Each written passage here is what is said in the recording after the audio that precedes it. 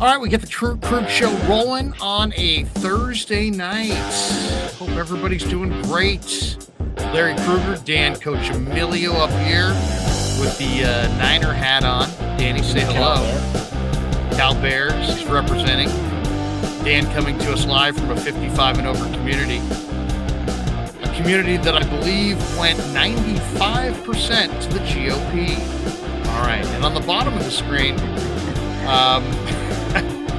not Dan Coccimilgio, Ryan Smith, fresh off a recent haircut, coming out of the holidays with a lot of momentum. Maybe just got out of the shower, it looks like. Possibly got out of the shower. He's got a flag going in the background, and Ringo nearby. How you doing? How you doing, Rye? Good. Yeah, no, it's just the matted look. I was rocking the hoodie out in the rain. So what kind of product are we going with today? Are you going with a gel? Is that Cap's coconut oil? I'm thinking maybe a mousse. It looks like Cap's coconut oil. Crafting cream. Just a little bit of crafting cream. That's it. He took off. Big, no free ads, but big fan of this product. What do you got going there? It's called Kevin Murphy Freehold. See, the thing is, I can't rationalize like buying the big tub because it's a little too expensive, and I'm like, dude, what am I spending this much money on my hair? So I always just get the little travel guys. Look at that! Look at that! Yeah, I'm sporting one of my Christmas presents. What do you think? I mean, I think it's very handsome. Is it, It's nice. It's manly to wear scarves. My mother-in-law gave me this scarf. It's a coolish night here in the creek, so I've got the scarf going under the jacket.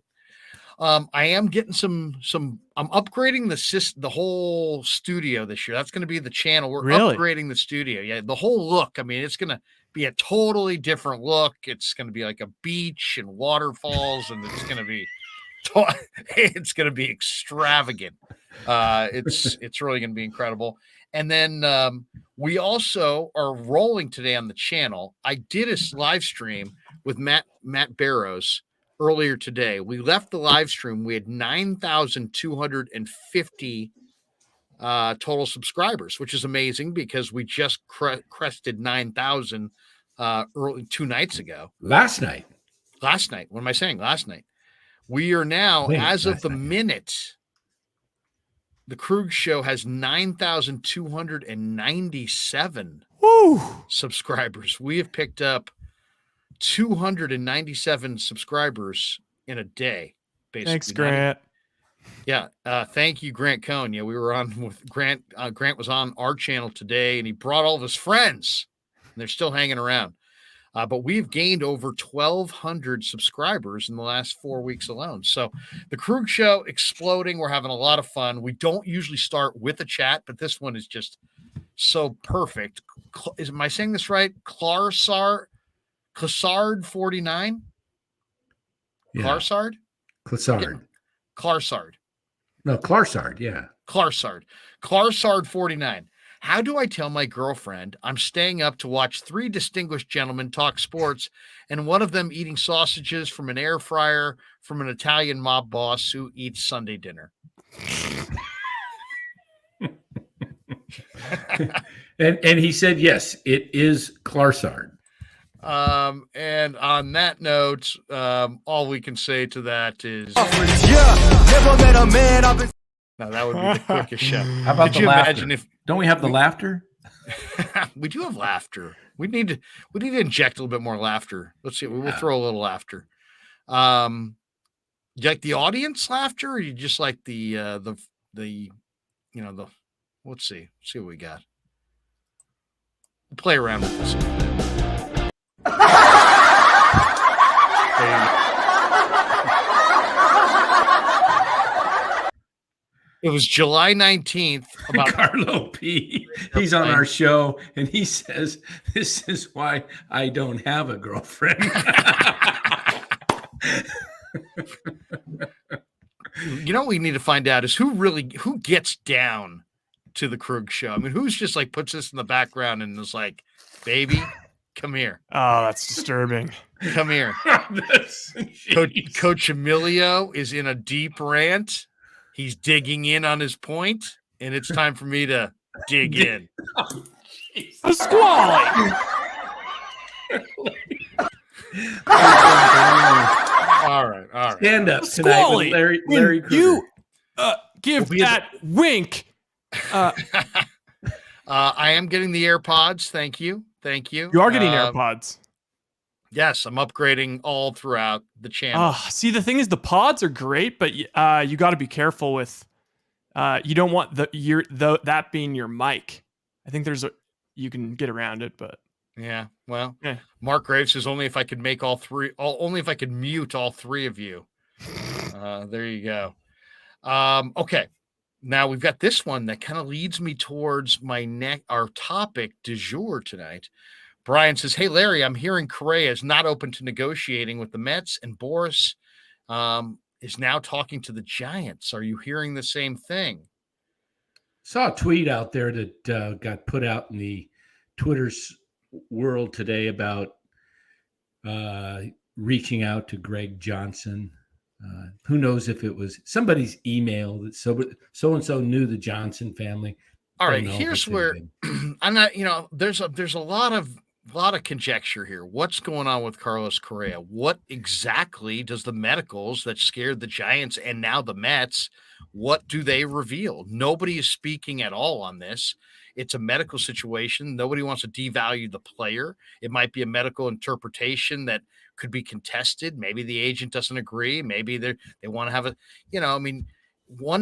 any one doctor could come to any one conclusion. I'm sure nobody wants to speak on this unless it's an absolute certainty of whatever whatever both teams are bothered by in these medicals. I do feel that Farhan is somewhat vindicated by the fact that the Mets also took issue with something. So I think that makes him look a lot better, as opposed to the Giants got cold feet and were backing out in the 11th hour. Now we have reason to believe there was a legitimate reason for them to at least back out. Okay, so now where are they now? Do they still want the player? He's still a great player. Do they want him, but they just don't want him for 13 years? That's my stance on it. Do they need him? Yes. They absolutely need him. Could he help them dramatically? Yes. He's not Judge, but he could help them dramatically. So are they getting in or not? I would say I hope they are getting in at their price, their terms. Yeah. What would their terms be? I don't know. But I'll tell you what my terms would be. I would say, Carlos, I'm willing to give you big money long term and make you the face of the franchise. Everything we were going to do last week, we're going to do this week. Everything I said about you before to woo you, I still believe. We love you. We think you're great. We're just worried about the term. How about they offered $27 million per year, correct, Danny? Over 13 years. 27, yeah. 27. It was 26.9, right? 26.9, correct. Okay, how about this?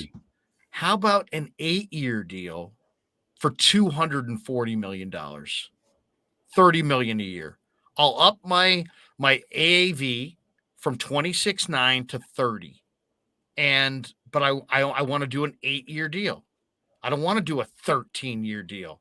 That deal was 5 years too long. This deal, I'm not worried about paying you top of the scale. I believe in you. I'm worried about cost certainty 8 years from now. And I don't want to be reckless with my franchise in the future. This is a better deal for us. We love you. We want you. What do you think? We'll roll out the red carpet. You'll be our guy. Look how much better the Giants offseason looks. Everything looks better. Mania looks better. Stripling looks better. Obviously, the Haniger edition with Conforto, now it looks, like a solid off season if you throw in Correa. Correa is a huge, huge guy for the Giants, and I think they should get back in. But I don't want to get back in at 13 years, and I don't want to get back in at 10 years. I want to set my own terms. I want 8 years, and I will up it to $30 million per year. Is that a fair offer? What do you guys think? Do you think that could be what's going on?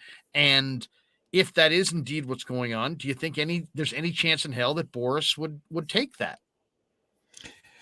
I don't know what he's looking at. To me, my offer is a little different. I think for the Giants to get Correa, they have to be the highest bidder, like they were originally. So, but I'm going to go a little shorter term and pay out a little bit higher AAV because they have the money. They've got tons of money. Next year they've got not much on the books. So I'm going to go 5 years, but I'm going to go 40 million. I'm going to go 200, but I'm going to have a third. I'm going to have an opt-out clause put in after 3 years. So in essence, the Giants can get out at 120 million. So what you're doing there is you're giving Correa. What are your terms again? 5 years? How much? 240 a year. And the reason I'm doing that is I want to show Correa that we're serious. We believe in you, but I'm putting in an opt-out on that ankle. If he misses time in that first 3 years, that due to that ankle, and it's, you put in a predetermined amount of time, that the Giants can opt out of the deal. So Correa still gets 120. It shows you're serious. You're paying him big dollars. I mean, Judge is getting top dollar at 40 million a year, right? As the highest paid per year. I don't know. I think it's higher than Trout, right? Pretty sure. As far as position player. And then I'll throw in a 6-year as a club option that the Giants could have a 6th year for 25 million. So you end up with 36 or 6 years, 225, which turns out to be 37.5 million. You're going to get Correa's best years, and he's going to be motivated if he stays healthy to have some pretty good years because he's going to want another contract on top of this. But by that time, what you've accomplished is you've made yourself a competitive team. You've shown other players that the Giants can attract a star and they're willing to pay them. You fix your PR problem. Yep. And you've also hopefully allowed 2 or 3 of these upcoming minor leaguers to hopefully make it. There's about 6 or 7 in this crop.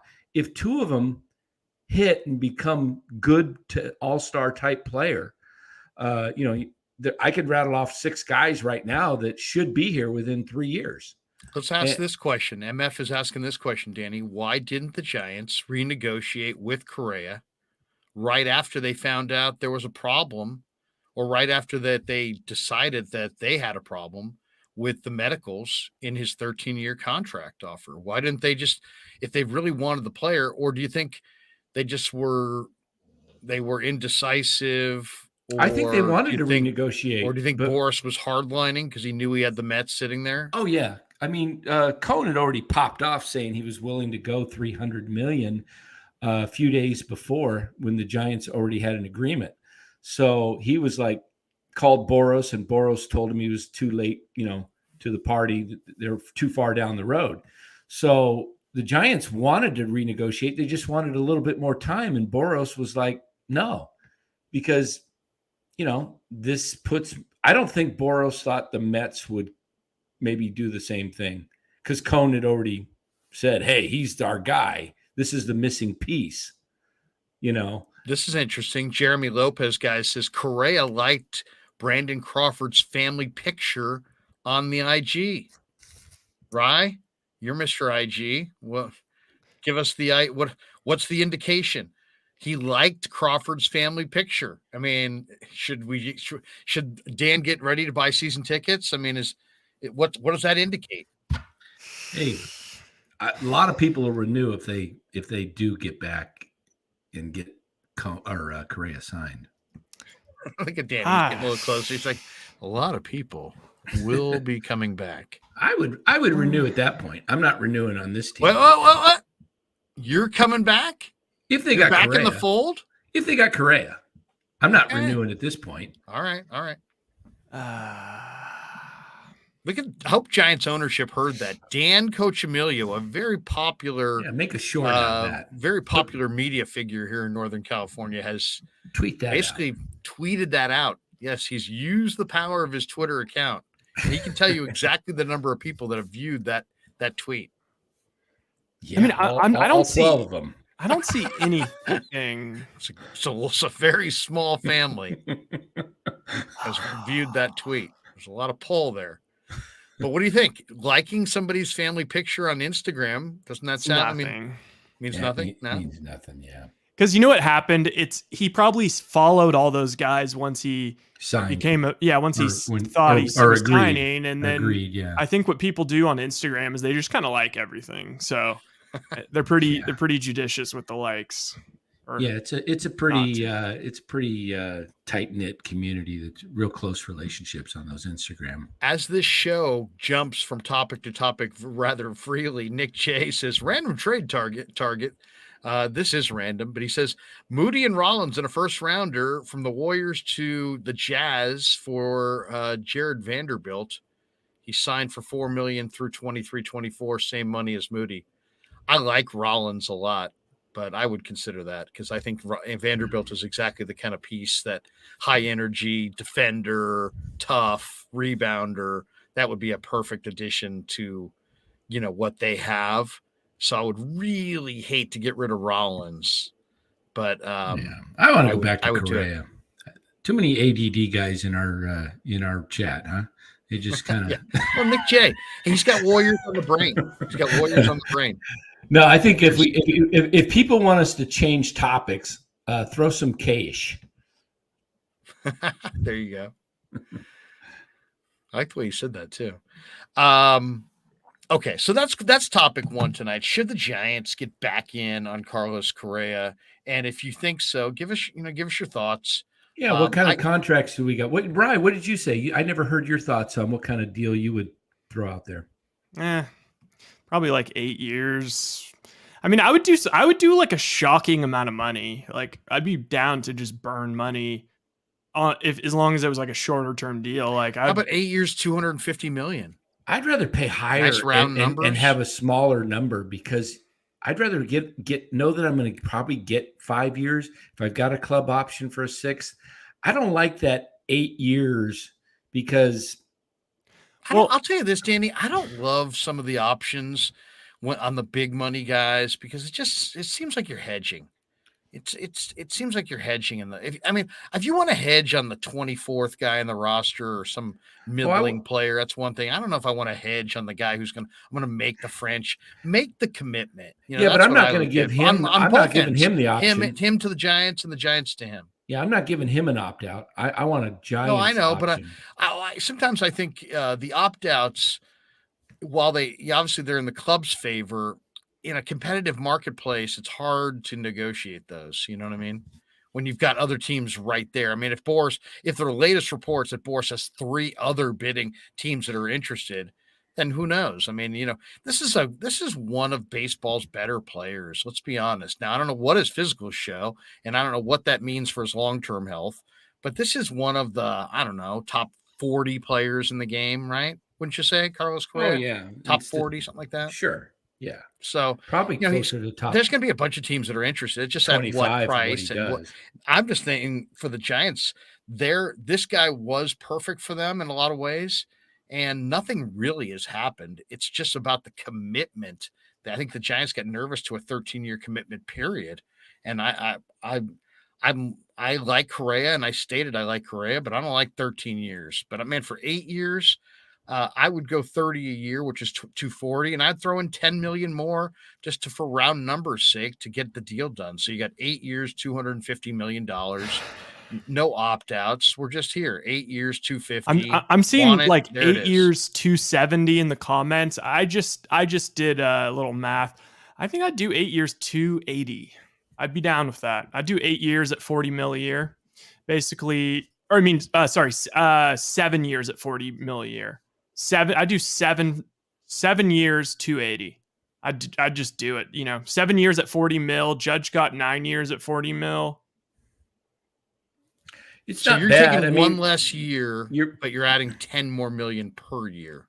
But yeah, like if that gets it done. The key is you want to get them in and if you feel like the issue is not imminent, like, oh, this thing's going to fall apart in the first 3 to 5 years.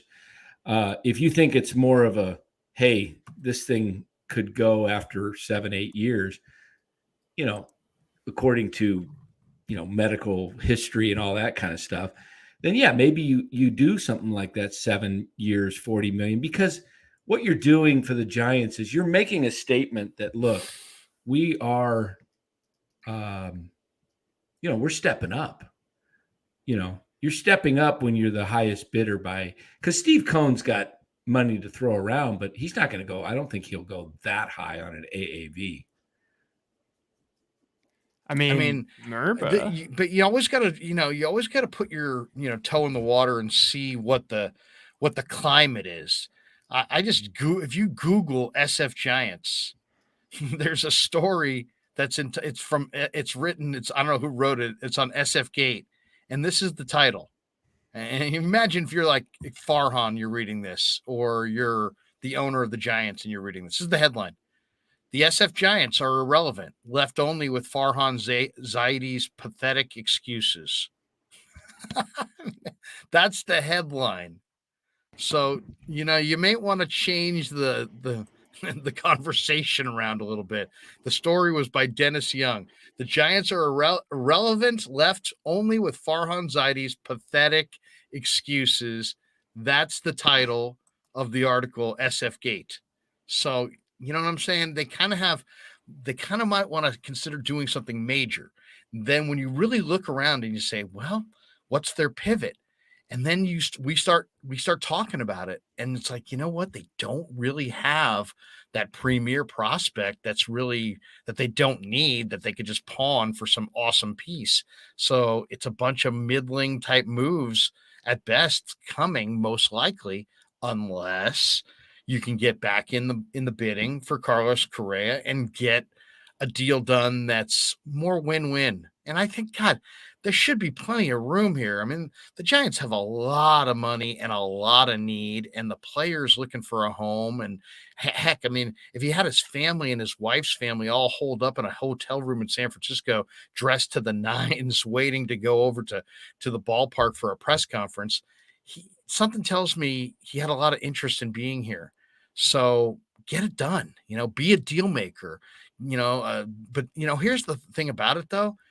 Be stealth, say nothing, just announce that it's a done deal and everybody signed the contract. Don't tease that you almost got it, that you sort of got it, that there's an agreement to terms. Tell us when the ink's dry. And so that you can restore a little faith in the fans. The fans need to restore a little faith in you, I should say, by being a little bit more deliberate, I think, and a little bit more, COA on your dealings with ball players and PR releases and press conferences. Okay, so that's topic number one on the Giant front. The other one is, sadly, guys, and I don't know if Rye knows this news, but Pele has passed. Did you guys see that? Yeah, I mean, unfortunately, Pele doesn't mean like that much to me specifically. Like, if you ask, a lot to me, I got to be honest, he doesn't mean a lot to me either. I did see him in the movie Victory with Sly Stallone, but he was obviously a Brazilian soccer legend, 3-time World Cup champion. He's largely considered by most people to be the best player that ever played, and he is dead tonight at the age of 82. His daughter Keely confirmed his death on social media, and just what an incredible player. Brazil has planned 48 hours of national mourning. His full name was Edson Arantes do Nascimento, and he's expected to be buried in Santos, southeast of Sao Paulo, where he played for the club team there from 1956 through 1974. So one of the great soccer players of all time. I mean, I remember as a little kid, just, when we would play soccer in the schoolyard, people would be like, I'm Pele, that kind of thing. Like, I'm the best. But yeah, very, very sad. I guess multiple organ failure came about as a result of colon cancer. So he was hospitalized, I guess, earlier this month, and then he had chemo. They reported a colon tumor, and he had posted on Instagram that he had been recovering, but obviously Pele no longer. So he was the FIFA co-player of the century in 1999, along with Diego Maradona. from Argentina. So he spent his retirement as a global ambassador for the sport of soccer and devoted his life to other humanitarian issues. And when Maradona passed, I guess Pele said, "One day, I hope we can play football together in the sky." So supposedly he had just an incredible presence on the soccer pitch. He was born October 23rd, 1940, in southern part of Brazil. His parents named him after the U.S. inventor Thomas Edison. So Pele's father was nicknamed Dondinho, was also a professional soccer player. So obviously the greatest. And I figured, you know what? How could we honor the great Pele on the Krueg show tonight? And I thought, let's have a little GOAT Thursday. Who's the best right now? If I say, give me the best football player ever, the best baseball player ever, the best basketball player ever, the best hockey player of all time, the best golfer of all time, the best driver of all time. Is this who we've seen? Tennis player of all time. Is this who we've seen in our lifetime, or is this who's the best? Okay, who is the best? And this is my list. Okay, I think we're gonna have a similar list, Larry. I have a feeling. You think so? Yeah, all right, I do. For golf, it comes down to Tiger Woods or Jack Nicklaus. Mm-hmm. Nicklaus has more majors than Tiger. Tiger obviously had a lot of upheaval in his life that have derailed him, not to mention physical issues prior to that. But more is more. So I'm going with Jack. Jack's got the most majors. If you're going to say the greatest, you got to go with Nicklaus. I know Tiger is incredible and Tiger's career is unmatched, and you could argue the fields were deeper. I mean, there's several arguments that would argue that Tiger is better than Nicklaus. But in golf, the big deal that we always talk about is who's got the most majors, and that's Jack. And it wasn't like Jack played against garbage. Jack played, and Jack had, not only was Jack has the most majors, he has the most seconds by like a huge margin. So yes, it's a different time. I know lots of people would pick Tiger and not think twice, but Nicklaus has more majors than Tiger. More is more. So, I mean, why count them if you're not going to say that the guy who has the most is the best? So I'm going Nicklaus. NHL, I'm going Wayne Gretzky. And I'm not sure if anybody that's would pretty easy. In the NBA, I'm going Jordan. Yeah, another easy one. Some people might go Chamberlain. You know what? Maybe not to. I don't want to now Russell? Mix this up. But I was thinking maybe we do like win, place, show. Maybe we give our gold, silver, bronze, because I feel like there's so many of these are going to be like we're all going to agree on the same top with a lot of them. Okay, so that's what I've got. I've got Jordan, Gretzky, Pele, Nicklaus. In baseball, you could easily go Ruth. You could easily go with like Josh Gibson and Oscar Charleston. I'm going with Willie Mays. All right, that's who I'm going with. And then in football, the quarterback is held in such high regard that immediately people always go to the quarterback. And then Tom Brady's name comes up because they say, oh, he's easily the most accomplished quarterback. He's the greatest quarterback, thus he's the greatest player. But I always look at it as how were you rated against the other guys at your position? To me, that's that. I mean, if you're like head and shoulders better than everybody else that played your position, then that puts you higher up on the list of the greatest in the sport. Are you going Justin Tucker, greatest of all time? Exactly.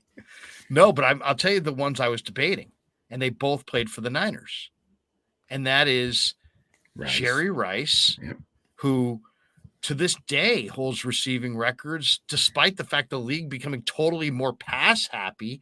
Jerry still owns all the records from the 80s when the game wasn't nearly as pass heavy as it is now.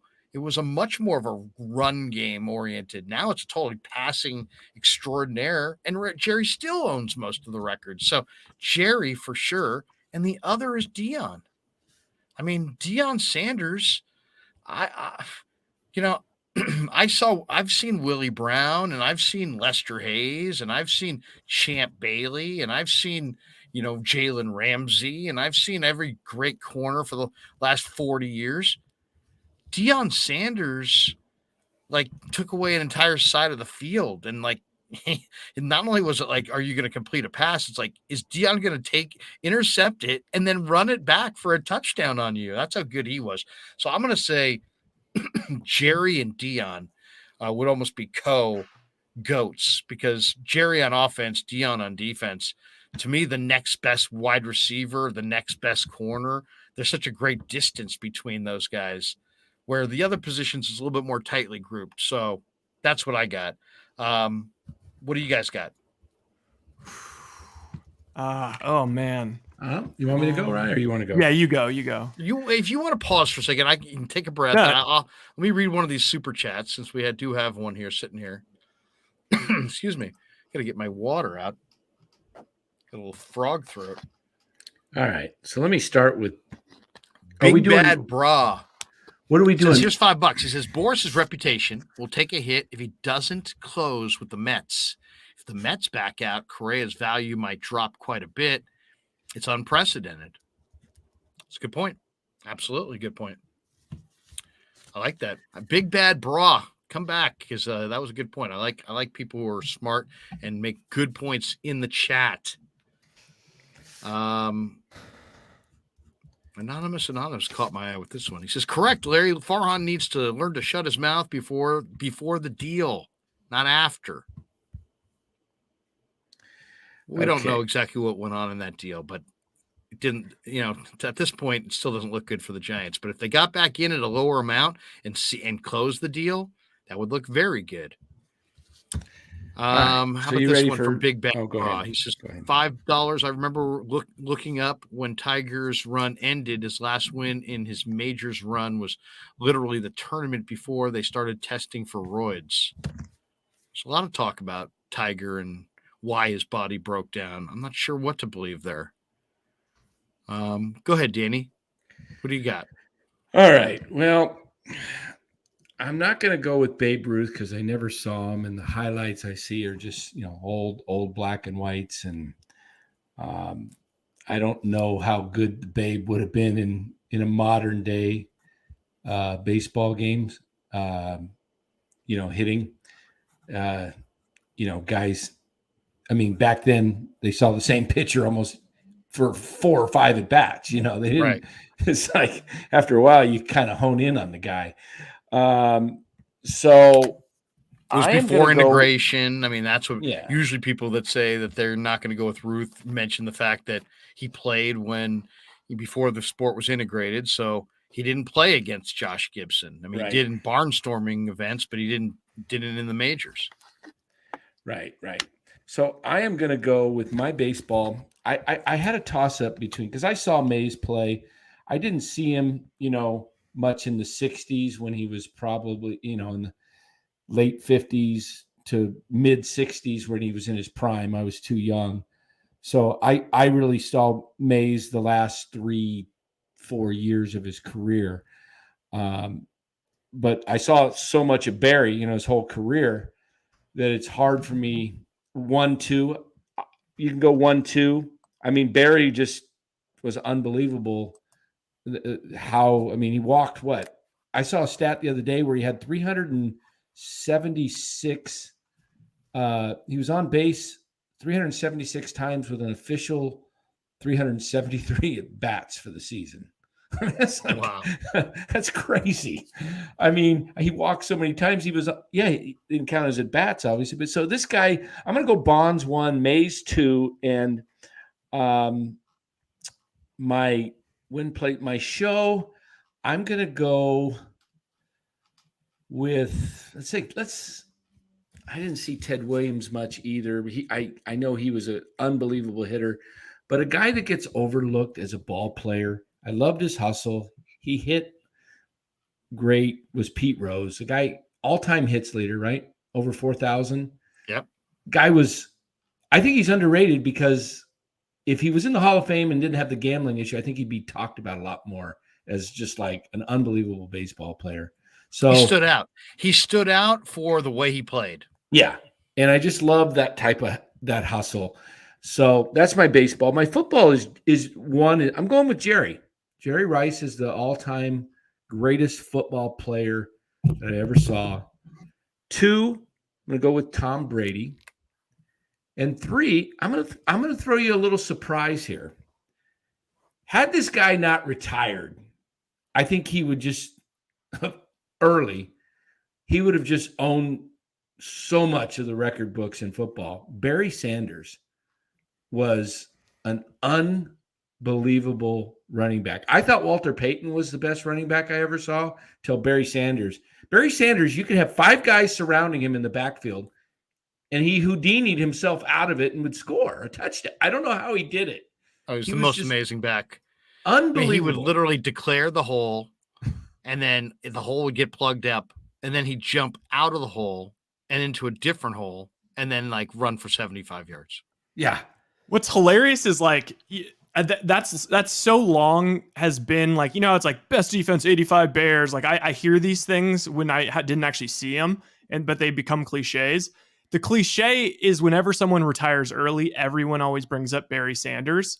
And what's kind of hilarious is like if you look at his career now, it's like, yeah, the guy played till he was 30. That's what running backs do now. Like if you make it to 30, you're a freaking dinosaur.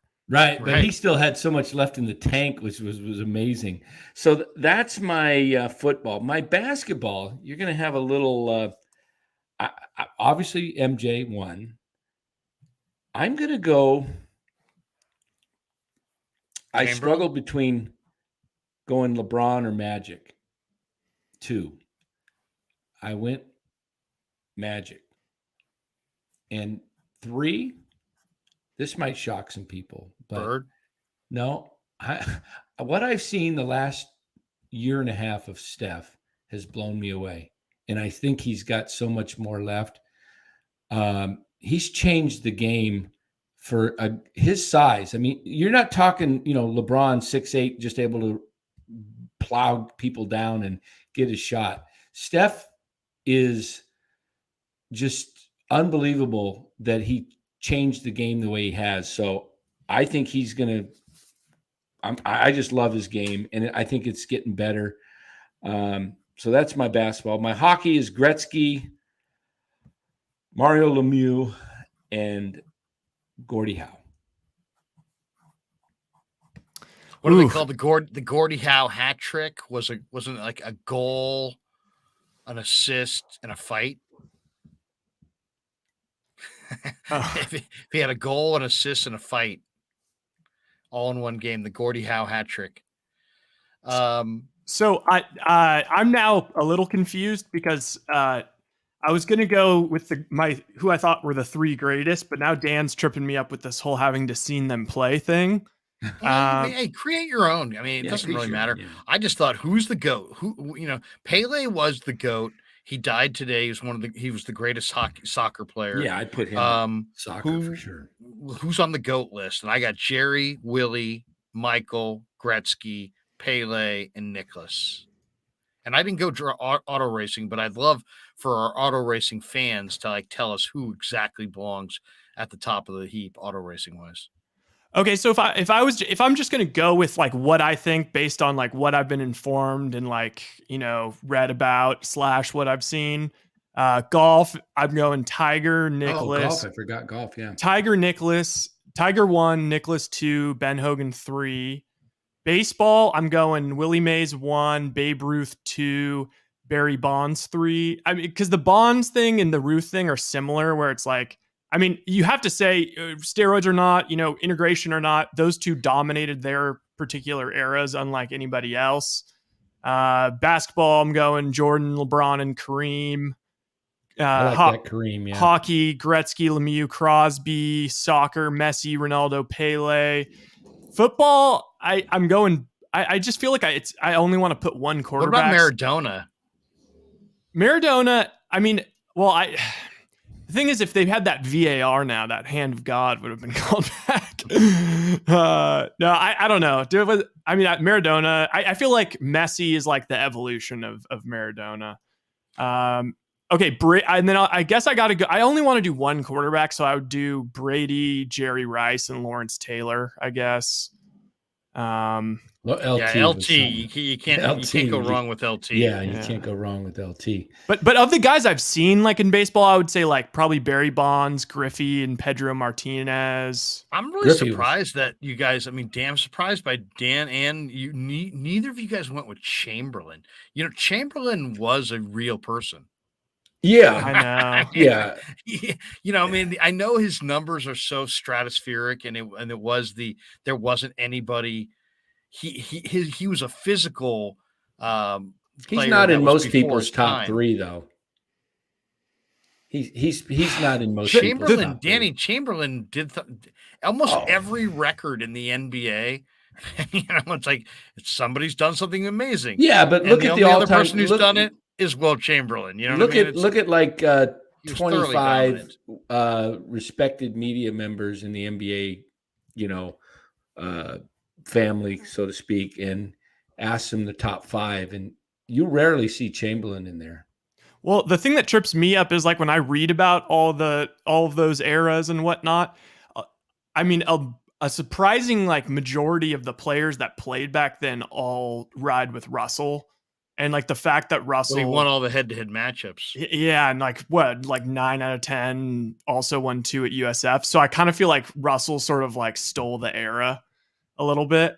So if you want to talk Russell, I mean, you could put Russell pretty high up there. It's just a kind of like, I mean, how many teams do they have? Like 15 or something? I get the feeling if the Lakers had won all those, people would be talking that Jerry West is the greatest of all time. Yeah. They would have been crediting Jerry West. Interesting. SJ Braveheart donates $4.99. He says Rickey Henderson, East Bay kid in the house. Football, it's Barry Sanders and Jerry Rice. There is something about Rickey Henderson. You know, he's got a point in some ways.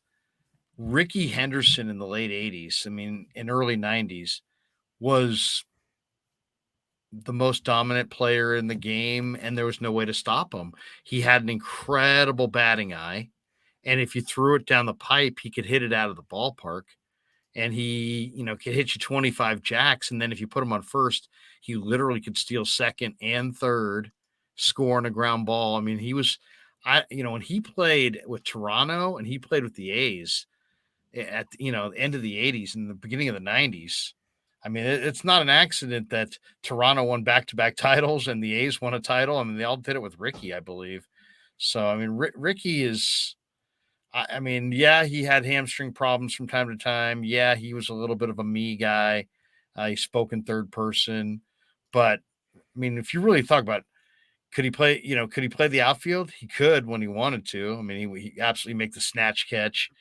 Could he have power? Yeah. Could he steal a base at will? Could he draw a walk? Yes. He had a tiny strike zone and huge power. He was like, there was like nowhere to pitch him. It's like he pitched him off the corners. He took it, was on first, and then standing on third. I mean, it's in some ways, he's almost like a mythical character when you think about a guy who could annually produce a 400 on base, score tons of runs, steal 100 plus, as many as 130, stole 130. Yeah, I think hit as many as like 27 home runs in a season. How many guys have had a career where that one year they hit 27 home runs and another year they stole 130 bases at any level? I mean, to do that in the majors, I mean, Rickey in some ways, I mean, he's among the most talented players that ever played. There's just no doubt about it. I'll tell you the other guy that probably deserves, a lot more love than he's gotten is Satchel Paige, because I mean, Satchel Paige was, dominant in the Negro leagues, and then, was pitching in the majors in his late 40s. Well, if you go there, you got to go Josh Gibson too. Yeah, I mean, the Negro League, the greats of the Negro League, say Josh Gibson, Oscar Charleston, and Satchel Paige. Well, there's no all need to be recognized. It's not coincidental that they all dominated.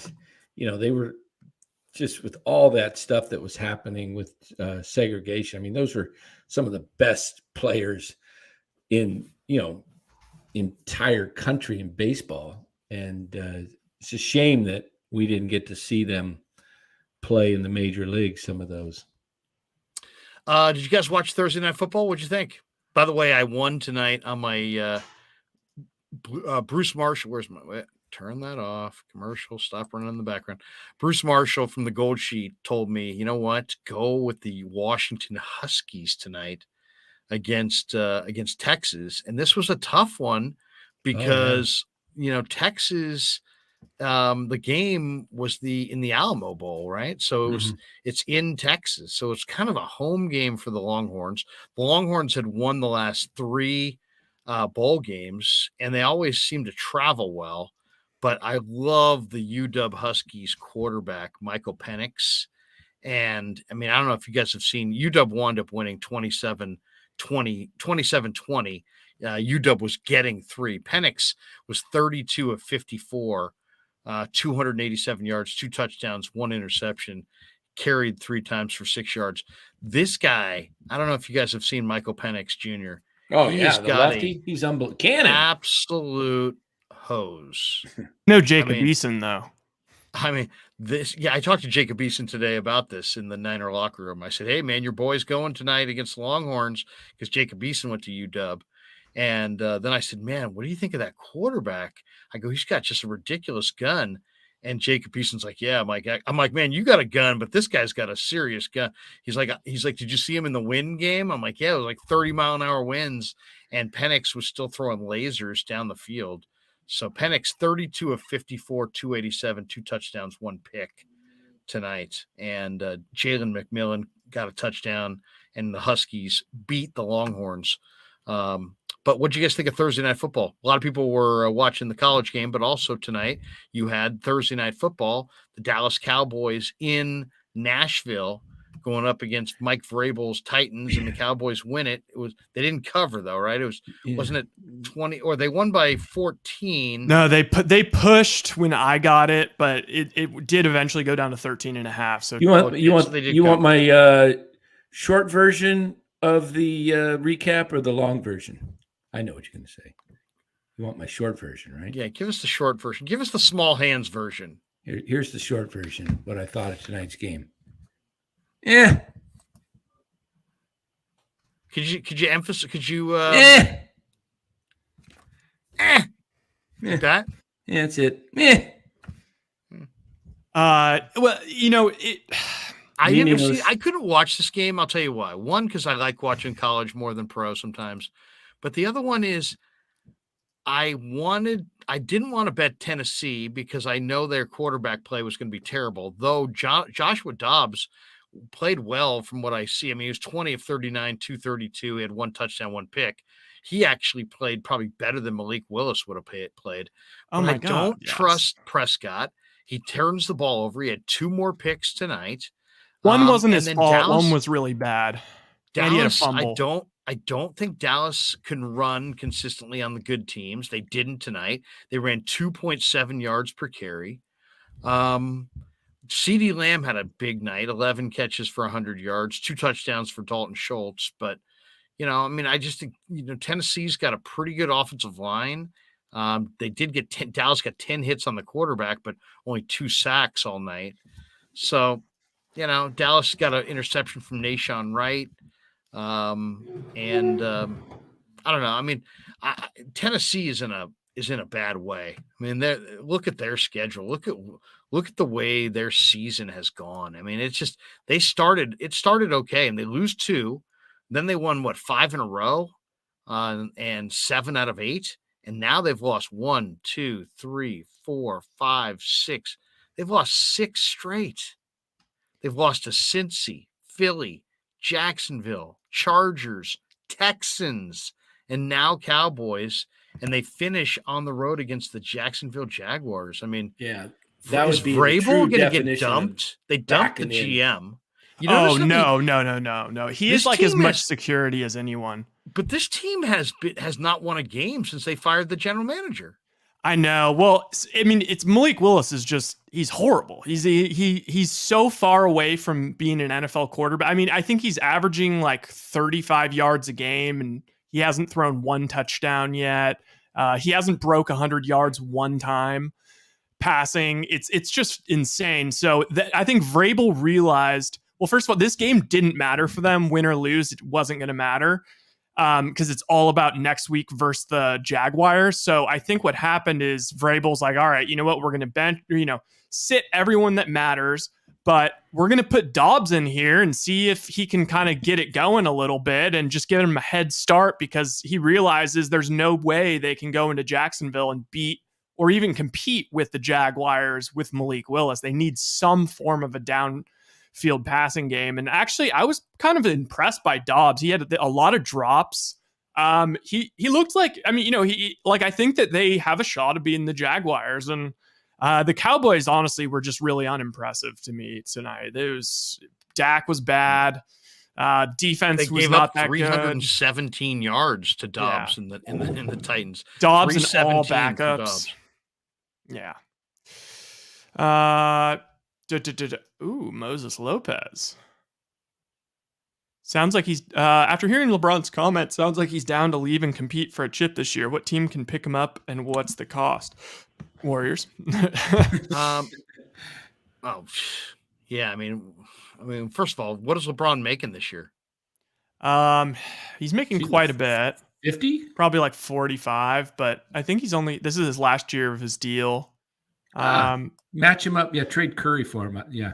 Yeah, Nick J says LeBron to the Warriors for one more title run. I don't want LeBron on the Warriors. I'm not 100% opposed, just because like Curry just won that one last year by himself with like not the best team. So like LeBron, if he comes to the Warriors, Curry's still daddy. Like LeBron's got to just be like good glue guy. And so it would be kind of fun to watch like LeBron be like a role player on one of our championship runs. I don't want LeBron. LeBron has already got too many illegitimate titles. I don't need any more. We don't need to be handing him more titles. The titles he has are debatable. I don't know. No. I'd rather lose without LeBron than win with LeBron. It depends on how like things like go this year. Like if they're like, him cherry pick a title and then try to tell us 10 years from now that he's better than Jordan. Could somebody's put Sacramento? Could Sacramento pull it off with Harrison Barnes and and Davian for Mitchell LeBron and a few? No, draft LeBron picks would never go there to Sacramento. Why not? It's a city of trees. He has a no trade. But why not? Somebody said here he can't be traded. Yeah, but he can overrule it if he wants. Yeah, but he's not going to go to the Kings. There's literally no way now. How about Sabonis playing with the avulsion fracture and having a monster night the other night? Yeah. Wait, did Jokic play in that game or? I have no idea. I think so. Have you guys seen the? I was listening to Skip Bayless a little bit this morning. Really?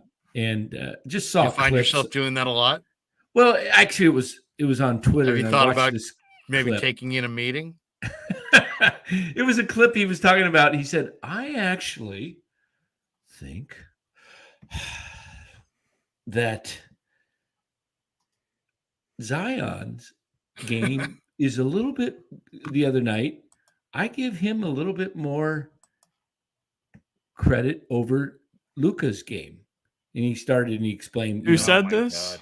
Bayless, because he said Luka was facing Jalen Brunson coming back and he didn't play. And then the second best player on the one of the players on the Knicks went down early on, and then he was talking about how. You got to remember this. Those guys got to debate stuff. They got to make up stuff. LeBron's only going to be here for so much longer. He needs to get his new guy. They've got to talk about there's 7 guys they can talk about. It's a national show. Yep. Nobody cares about anything local. It's all about Brady, LeBron. What you can name the guys. Hey, did you see the comments by D'Angelo Russell about Zion? No.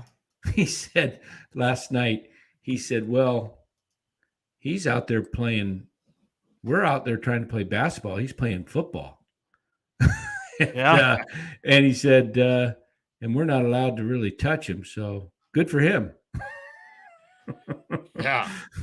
I mean, seriously, you want to battle Zion Williamson? What does he got, about 290? Could you imagine Zion Williamson in the NFL, as athletic as he is? Tight end.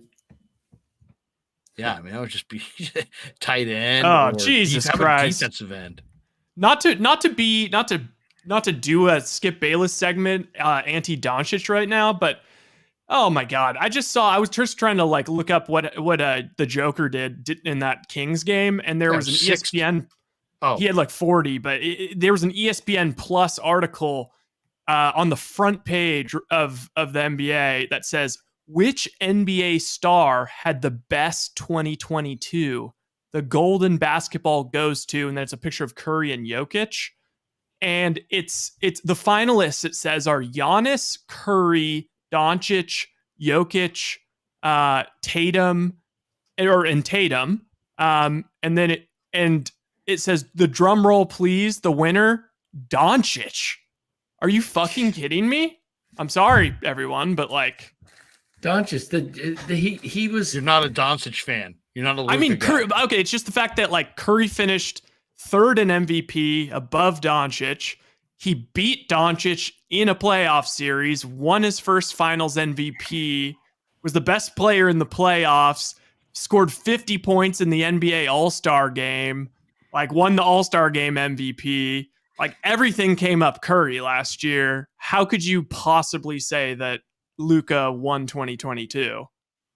Yeah. I don't understand it. Yeah, exactly. I mean, what did he win? All NBA, second team or something. Yeah. Warriors won the title. Steph won the All-Star MVP, right? Steph won the All-Star MVP, scored 50 points in an All-Star game. He also graduated from college. And yeah, basically said F you to everyone that ever thought that he couldn't do it by himself. So. By the way, guys, I don't know if you saw this news. Danny, you'll probably care about this. Ted Barrett, Greg Gibson, Tom Hallion, Sam Holbrook, Jerry Meals, Jim Reynolds, Bill Welke, Marty Foster, Paul Nowert, and Tim Timmons. Do you know what they all have in common?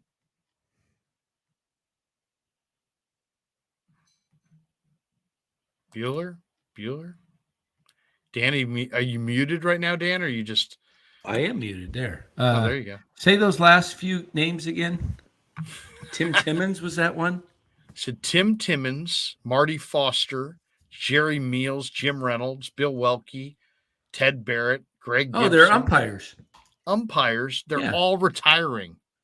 10 Major League umpires retiring, the most since 1999. This year, or they one more This year? They're going to go in 23? No, they're gone. They're gone. So they got all these new guys coming up. Oh, my goodness. Bunch of new umpires. 10 guys. Oh, my goodness. That's a ton. That is a ton. The one thing, Niners Raiders coming up this weekend. We have some Niner interviews that we want to get to, but I was wondering how many guys can you name who played for the Niners and the Raiders? Niners and Raiders. How many can we name? Big rosters? Bad Bra says here's $20. Nicholas 1, Tiger 2, golf.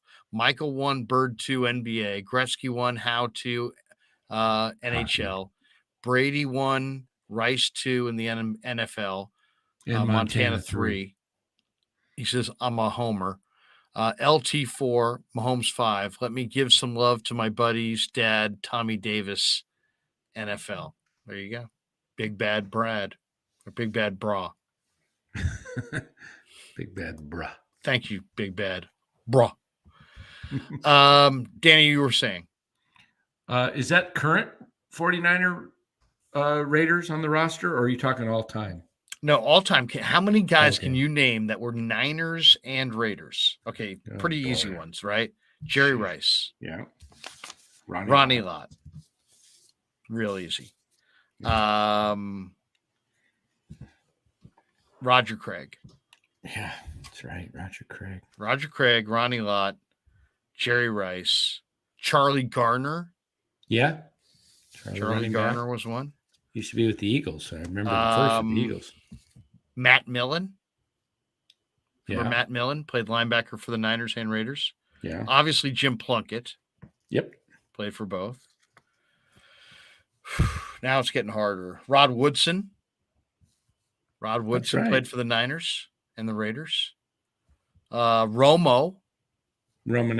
Not Romo 2001, but Bill Romanowski. Okay, not that Romo. And the Okay, Raiders. I thought Romo. Romo 2001. I think he played. He was a baseball player, wasn't he? Yeah. Randy Moss. Alan Lamb says Randy Moss.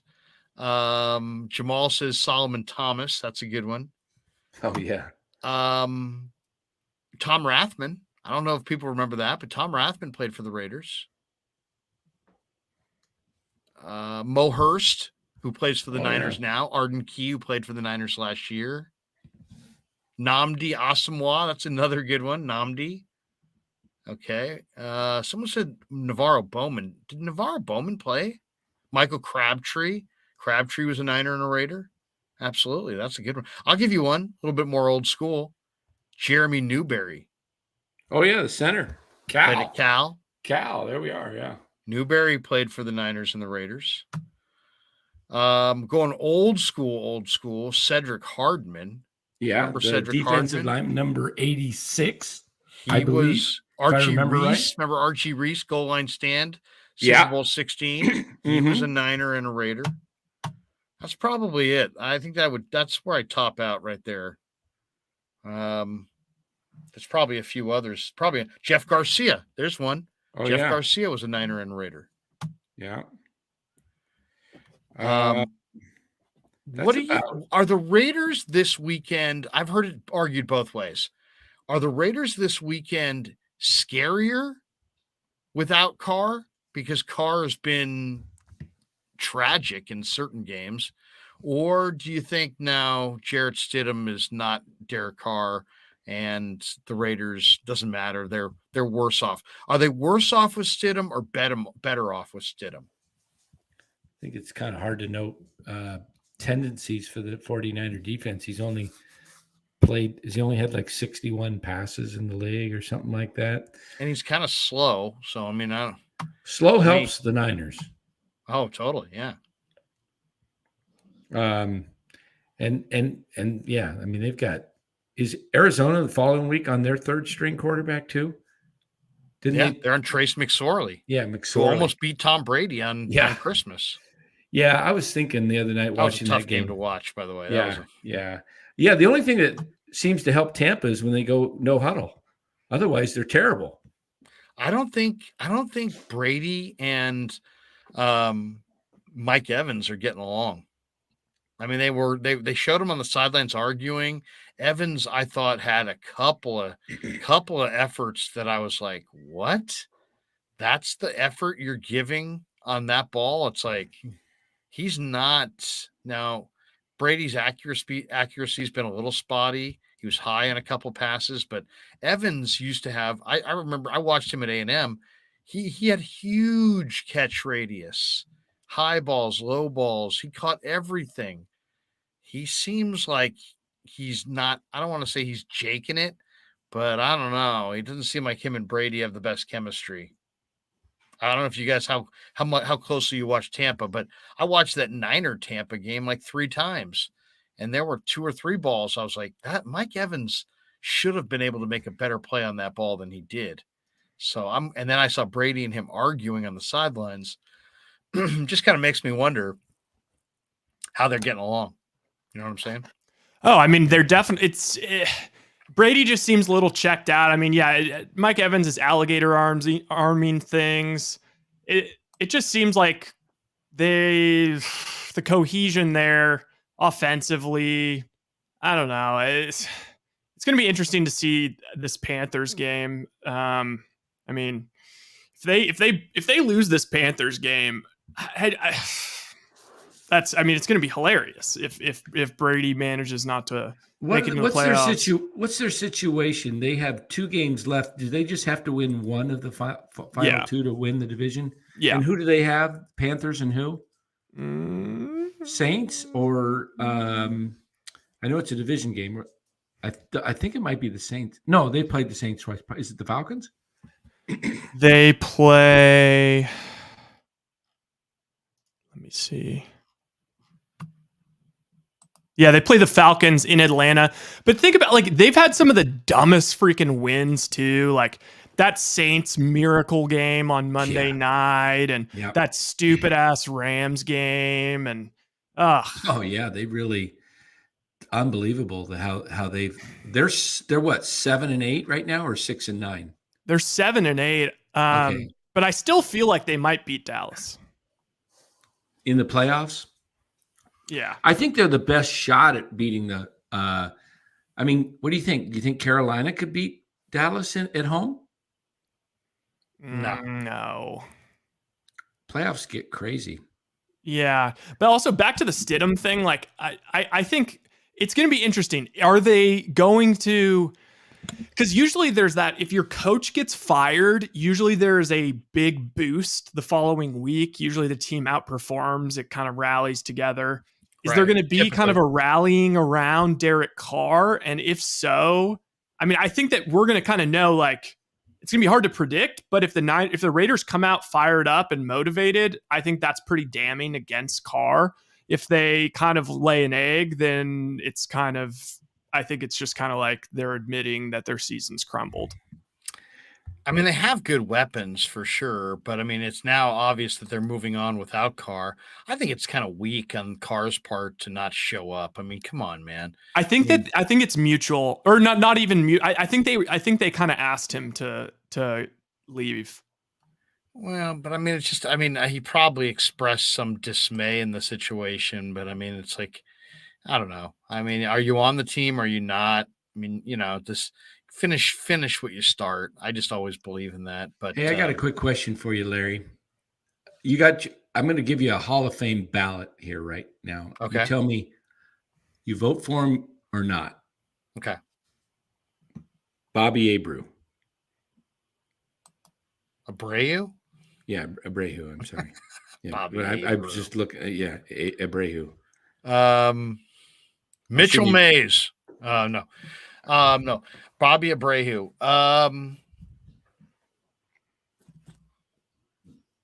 Really good hitter.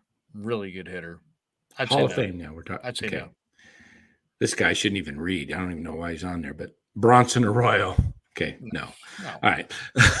It's like, how does he even? Oh, is this the actual? Yeah, this is the actual ballot. And I'm looking at somebody's ballot, and guy voted for like 8 or 10, and You voted for Bronson Arroyo? No, not me. Oh, but this guy, I'm going to tell you after we're done seeing who he voted for. I would have only put in 1, 2, 3, 4, maybe 5. But he's got 1, 2, 3, 4, 5, 6, 7, 8, 9, 10. Okay. Carlos Beltran. No. Carlos Beltran has had a great career, but I would say no. Yeah, this guy voted for him. He also did for Abreu. Mark Burley, pitcher. No. Great left-handed pitcher. Threw a perfect game, didn't he? Yeah, threw a perfect game. Yeah. At Comiskey. Wise made that incredible catch in the outfield. Yeah. Oh, yeah, and he came in for defensive replacement in that inning. That was unbelievable. That was amazing. Midweek day game, I remember. Yeah. No. Okay. Another perfect game. Matt Cain. Nope. No. Yep. Matt Cain is. I don't even know how some of these guys like what's these guys are record. These guys are so mid. You should just read them all, and we'll say if there's any of them that we. Yeah, I mean, this is crazy. How? But I mean, what's Matt Cain's career? Go fast. R.A. Dickey. No way. No. Jacoby Ellsbury. No. Andre Ether.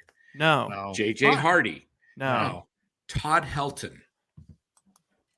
He doesn't have 500, does he? He's like 450. Did he have 3,000 hits?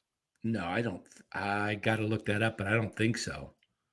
Eileen, no, but I got to analyze for 1 sec. Look him up of how many hits he had. Torrey Hunter. Matt Cain.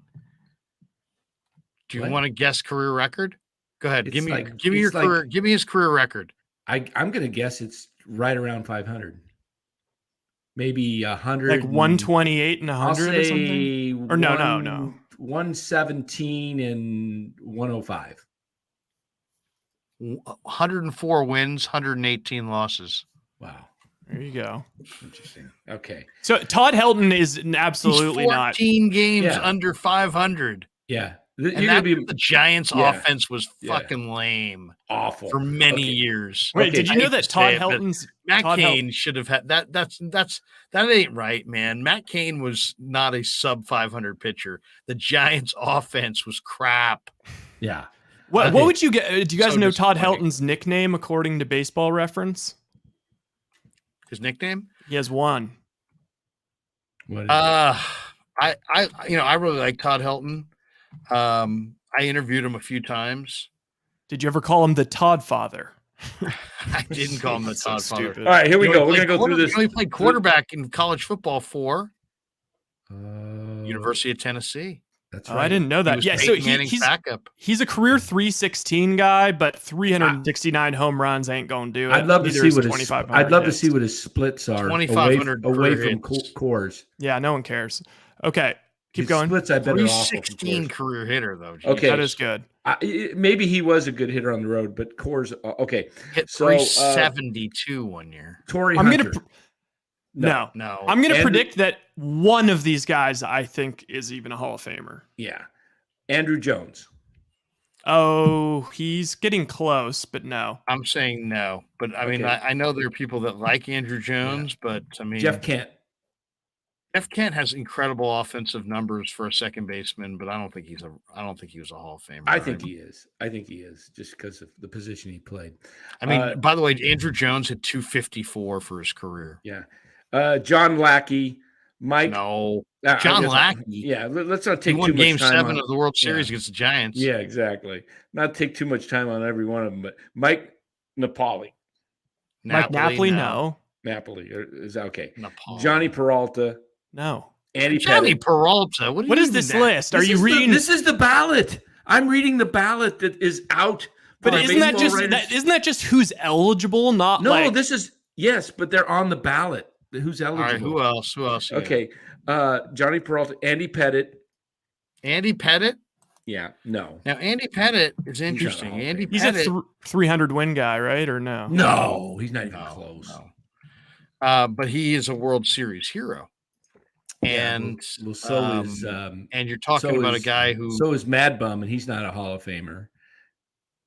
He No, won I know, but 256. I mean, okay, so he won 256 games in an era where he pitched 18 years. I mean, that's a hell of a lot more than Madison Bumgarner. He's more on the border than a lot of these other guys. Manny Ramirez, Yes. Yes, Yeah. absolutely. Yeah. But, A-Rod. yes. Yes, Francisco Rodriguez, the pitcher for the Angels. No, No. Rowland. Yes. Really? Yeah, I think so. yes. Scott Okay. Rowland? I just Why didn't do you not think Scott Rowland would be to me, a Hall of Famer? if Scott Rowland's a Hall of Famer, Will Clark's a Hall of Famer. I just don't understand it. Yeah, I mean, how Well, good? I Wasn't Scott he like Rowland- a really good fielder or like a Gold Glover or something? He's a good third baseman. he was but a rookie of wasn't- the year. yeah, he probably wasn't is. Like he wasn't like, oh my goodness, Scott Rowland's up. Can't miss this guy's at bat. It's like a 6-time, 7-time Gold Glover. He was an All-Star game. You know, he was a guy who was in the MVP voting in 2004. He never really struck me as like he was a Yeah, was a you really know what? good He's player. not a Hall of Famer. Yeah, that's what I mean. He's not a Hall of Famer. No, he had one season as a top 5 MVP candidate. After that, his closest was see a the Hall 20, of Fame's gotten 24. too easy, in my opinion, with some of these guys, and then they let the top players not in. Okay, Jimmy Rollins, nah. Gary Sheffield. No. I would say yes. Sheffield's close. Houston Street, Omar Vizquel, no. Billy Wagner. Oh, wait a second. What if- Omar Vizquel would I get thought- in. Yeah, I thought Except he would. Omar Vizquel's a scumbag. No, I mean, I don't think he's a Hall of Famer. Go look at his numbers. He's one of the greatest fielding shortstops. He's in a the great history of the game. fielder, but Wait, if you why why is go he by a- that, Brandon Crawford would be a Hall of Famer. Wait, why is he a scummy? Oh, He's go- not scummy. Google He's just it. not. Go Google- He's not. No, he is. wasn't a great hitter. But he did. Go- I mean, go he's look close. him He up. played Go look him 24 up. years in the league. Go Google 24 him years. and then you'll see.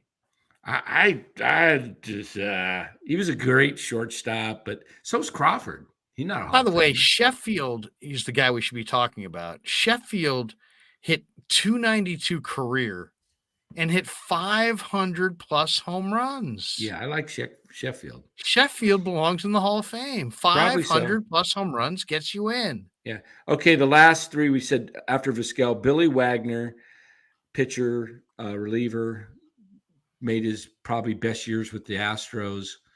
I don't think he's a Hall of Famer. He had some great years as a closer. He's a but- borderline Hall of Famer. Yeah. And then the last two for Jared Weaver and Jason Worth. Okay. So listen to this guy who he picked. He picked Bobby Abreu, Carlos Beltran, Todd Helton, Andrew Jones, Jeff Kent, Manny Ramirez. Got that one right. Alex Rodriguez. Got that one right. Scott Rowland, Sheffield. I think that's probably good. And Billy Wagner. I just think he has, I only see three, maybe four. I'm in agreement with Kent, and I'm in agreement with Ramirez and Rodriguez and Sheffield. Those four. Wait, Sheffield go was a with PED guy? Was he? Yeah. Oh, well, then he shouldn't be getting in. If you're He's going not to be getting in. He's not getting in.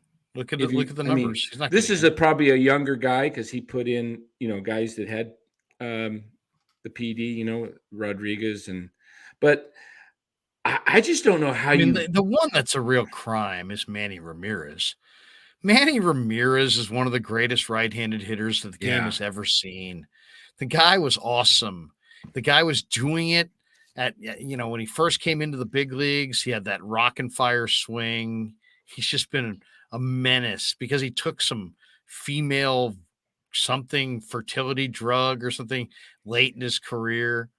Come on. I mean, Manny Ramirez wasn't great because of drugs. Manny Ramirez was great and eventually took drugs. And to me, unless they need to start handicapping this stuff.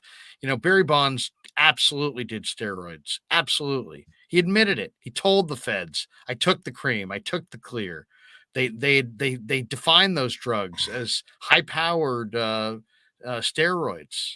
Those were high-powered steroids that he took. And he admitted to taking it. Now, did he knowingly take it? I say yes. Others would argue no, whatever. You can believe what you want to believe. But there's no doubt he took the drugs. I think So they there's should no just doubt get there's no doubt that Barry took the drugs. And so that makes the single season home run record and the career home run record fraudulent. That's one thing. He's still one of the best baseball players that ever played the game and belongs in the Hall of Fame. And one of my favorite Christmas gifts that I got this year was my kid got me a t-shirt that I'll wear in here on the show that says Barry Bonds is a Hall of Famer. And I'm going to wear that thing proudly because Barry Bonds is a Hall of Famer. And you know what? Just because you don't like him, because you were scared of him, because he was kind of ominous at his locker, you got all these candy ass media people that just won't support him. Come on, handicap it. He was a Hall of Famer and he used substances. He wasn't a Hall of Famer because he used substances. He was a Hall of Famer and he used substances. Yeah, So I can't if even you wanna- I can't do the Bonds Hall of Fame right now. We're going to go for an hour on that. No, I'm just saying, we're not going in deep in the Bonds Hall of Fame. I'm just making the point that this whole thing on Barry Bonds, I mean, come on. I mean, I just can't get over some of the, the guy. I never thought Scott Rowland to me doesn't. Well, Dan, it's because that list is trash is why the list he's is going to just get eligible. votes. It's just eligible players. You don't have to vote for anybody. I saw like one ballot yeah. submitted with nobody. Guy sent his ballot in and he didn't put anybody on it. Didn't check one. I'd rather vote yeah. for the tainted. Give me the tainted, awesome players like Manny and A-Rod and Barry and Clemens, and screw all these borderline guys who are kind of iffy and this and that. No, put the guys in, who even if they did those drugs or not, put them in. And if you want to reflect it on the bust that they somehow, and the wording beneath the bust on that they have known per PED associations, put it down and let it stand like a scarlet letter on them for eternity, but put them in there because it's a game. You didn't take down those records. Nobody's returned any money to the fans. Let's stop pretending it didn't happen. Big Bad Bruh says, here's $5. If the hitter's juicing and the pitchers are likely juicing, is it really cheating? I mean, exactly. You had a problem. My one problem though with this sort of list is like, I'm all for Manny. I want Manny in. I want A-Rod in. I want all these guys in. But it's just annoying because like some of these guys are going to get in, and then it's just like, well, so we're going to let in the lower tier steroid users and not the greatest steroid user of all time. Like, because how does that make sense? Supposedly, if it helps your performance, they are called performance enhancing drugs. The best players are going to perform even better. Yeah. I mean, and the average player performs better and gets to this low tier questionable Hall of Fame. Okay, and here's the other thing that we're not even going into, but according to Victor Conti, who I interviewed many times, the whole steroids is a term that's used to like kind of cover a whole swath of different drugs with different impact. Right. So just because I took steroids and you took steroids doesn't mean that they were the same substances in any way, shape, or form, or that they had the same kind of impact. According to Victor Conti, what Barry had was high-powered stuff that was like chemically designed to fit his DNA and specifically designed drugs that were designed for him. So it wasn't just that he took drugs and he was the best that took the drugs. He was taking the best drugs according to the people who knew the drugs. So whatever happened to Conti? I know he was involved with Balco kind of behind all that. Did he ever get busted? He never got any jail time or anything. Okay. But I mean, he said specifically that, it wasn't that not only do we not know, like, we can't just say, oh, they all used or who didn't use or who used. It was like, what did they use and what was the impact of what they used on their game? And that's like, that's where it gets so murky. And it's like, that's why it's like, you got to throw your hands up in the air and just be like, I don't know, because there's too many factors there to ever really just kind of, we'll just reason it. No, it's all in or all out. You know what I mean? And right now it's all out. And I think it's crap because it's not all out. Bud presided over this entire era, made the most money, saw his salary grow to ridiculous amounts of money. And then he safely is ensconced in the hall. And all these awesome players are on the outside looking in. It's so hypocritical. And so it's what it's really done is just killed the credibility of the Hall of Fame.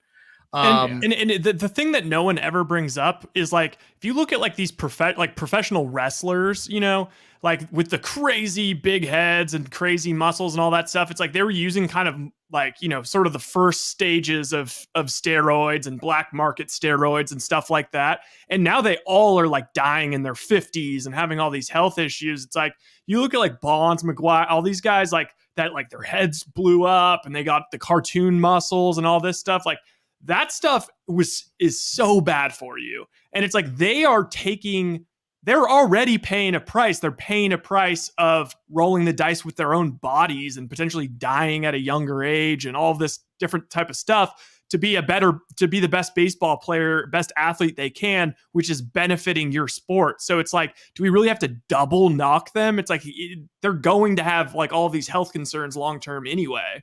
Yeah. So I've been concerned about that with Larry too. I think that's, his hands have grown and he's got G Martinez. No, I'll just go for little hands and now I've got bigger.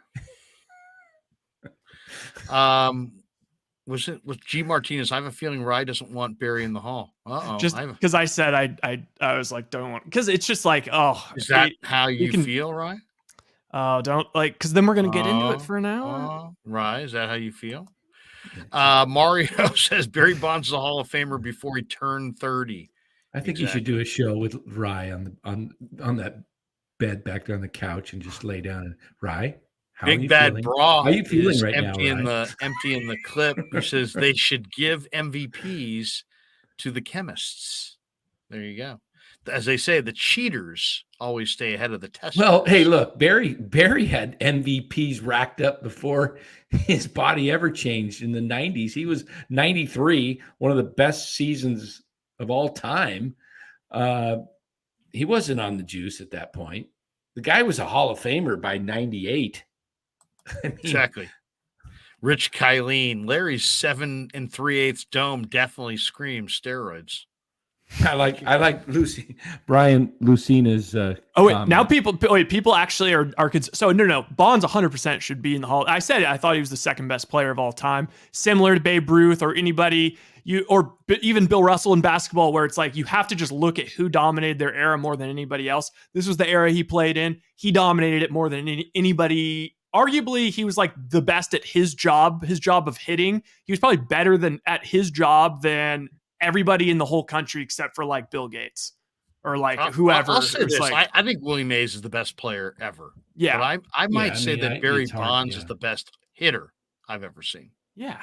But Bonds was a great left fielder prior to really bulking up. I mean, the guy was the best. He wasn't just a good left fielder. He was the best. He was a great left fielder, stole bases, and hit just, yeah. I mean, you can't argue Bonds, Mays. Those guys were just awesome. But I love this comment. Brian Lucina says Bonds at 58 would be the Giants' best hitter right now. Yeah, I think he's right.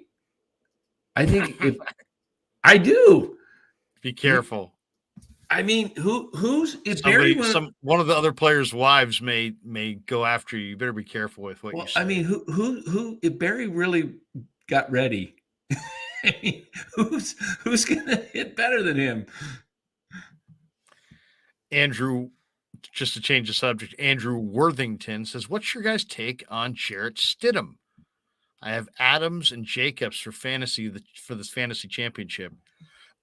I'd say Jacobs Jacobs is interesting because he's going to get the ball. You would think quite a bit. He may be the first Niners guy to get 60 yards. He may be the first guy to get 60 yards. But the Niners have not given up even a 60-yard rusher the entire year. I think that ends Sunday. And Adams, well, let's just say this. You may want to listen to the interview that we did with Charvarius Ward because he seemed pretty confident that he could defend Adams. How's he doing, also has by the respect way? for Adams. Did he seem he's out of the protocol? He's good to go? Charvarius? Yeah. He's ready to go. Should we play a little Niner interviews here? Why don't we do this? Yeah. We'll play the commercials, and then we'll come back. And we were in the Niner locker room today, and we caught up with a couple really, I thought today might have been one of the best days we've had. We talked to Javon Kinlaw. We talked to George Kittle. I did, and we talked to who was our Charvarius? Charvarius. You got Kittle. We're gonna see Kittle tonight. Yeah, little kitty, nice. Little Kittle down the middle. Kittle down the middle. Yeah, that's the new thing. We're going to have word from our sponsors on the Krueg Show, and then we will hear from inside the Niner locker room from earlier today. Straight ahead, but first this. Larry Krueger here for Telmetrics. Thanks to Casey Bateman and the good people at Telmetrics. If you're an occupational therapist, if you're an orthopedic surgeon, a chiropractor, a physical therapist of any kind, Telmetrics is designed for you to use in your practice and will greatly benefit your patients. Telmetrics uses computer vision and artificial intelligence and provides a platform for outpatient rehab therapy services, both in the clinical and the telehealth environments. So using Telmetrics can improve your patient's experience and much more. So for all your sports injury needs, or if you're a physical rehabilitation specialist of any kind, make sure you use telmetrics.co, TELMETRIX.co. And thanks to Casey Bateman and all the good people at Telmetrics for being a proud sponsor of the Krueg. I'd like to thank our sponsor, Dan Coccimilgio. Dan is a buddy, and he is a phenomenal retirement planning specialist. And you can contact him today at securemoney.com or at his number, 925-628 800-628-9966. There's a lot of uncertainty in our world right now, and you want to make sure that your money is secure. That is the key. Danny's got 25 years of experience, born and raised right here in the Bay Area, and he can help you get an immediate 10% premium bonus on your principal retirement account. So give him a call, 925-628-9966. He'll make an appointment with you, and you can sit down. It's not a one-size-fits-all kind of a deal. He'll consult with you and come up with a strategy to get you going to where you want to be. Once again, 925-628-9966, securemoney.com on the web. And thanks to Tony Cassera and the good people at Cassera's Italian Menswear. They are housing the Krueg Show t-shirts, and they're a proud sponsor of the show as well. The Krueg Show t-shirt, the Krueg Show podcast t-shirt is available there at their store in Dublin. Their address is 7372 San Ramon Road in Dublin, California. And go see Tony Cassera and get yourself a Krueg Show t-shirt and support the show. And special thanks to our sponsor, New York Style Italian Sausage. That's right, NewYorkStyleSausage.com is their website. Phenomenal product, whether it's the breakfast sausage, the Italian mild, the Italian spicy, the chorizo. You cannot go wrong with New York Style Italian Sausage. Once again, NewYorkStyleSausage.com. Often imitated, never equaled.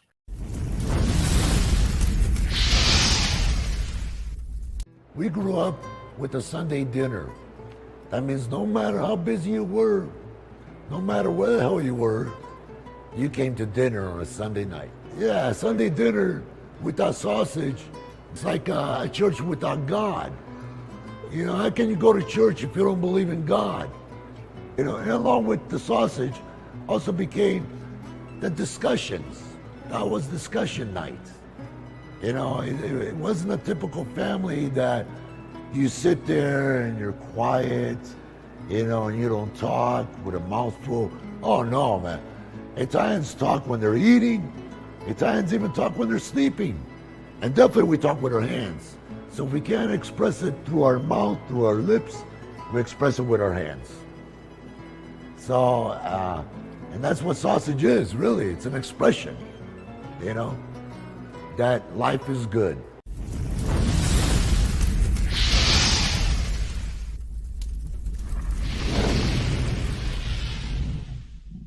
All right, we're back on the Krueg Show as we're coming down the home stretch on a Thursday night live stream. Larry Krueger, Ryan Smith, Dan Coccimilgio. Danny's playing with his air fryer, I'm sure.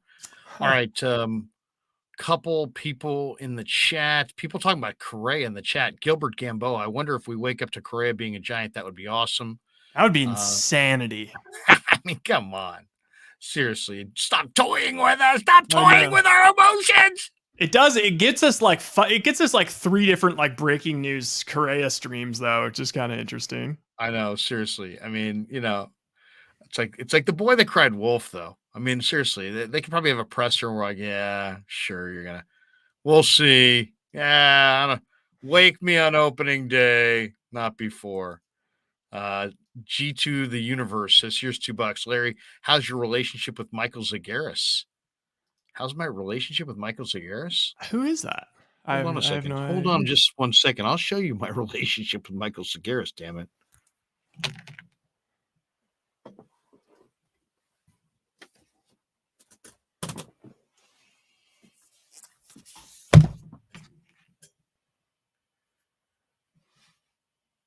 Didn't want to have to pull rank on you, but here you go.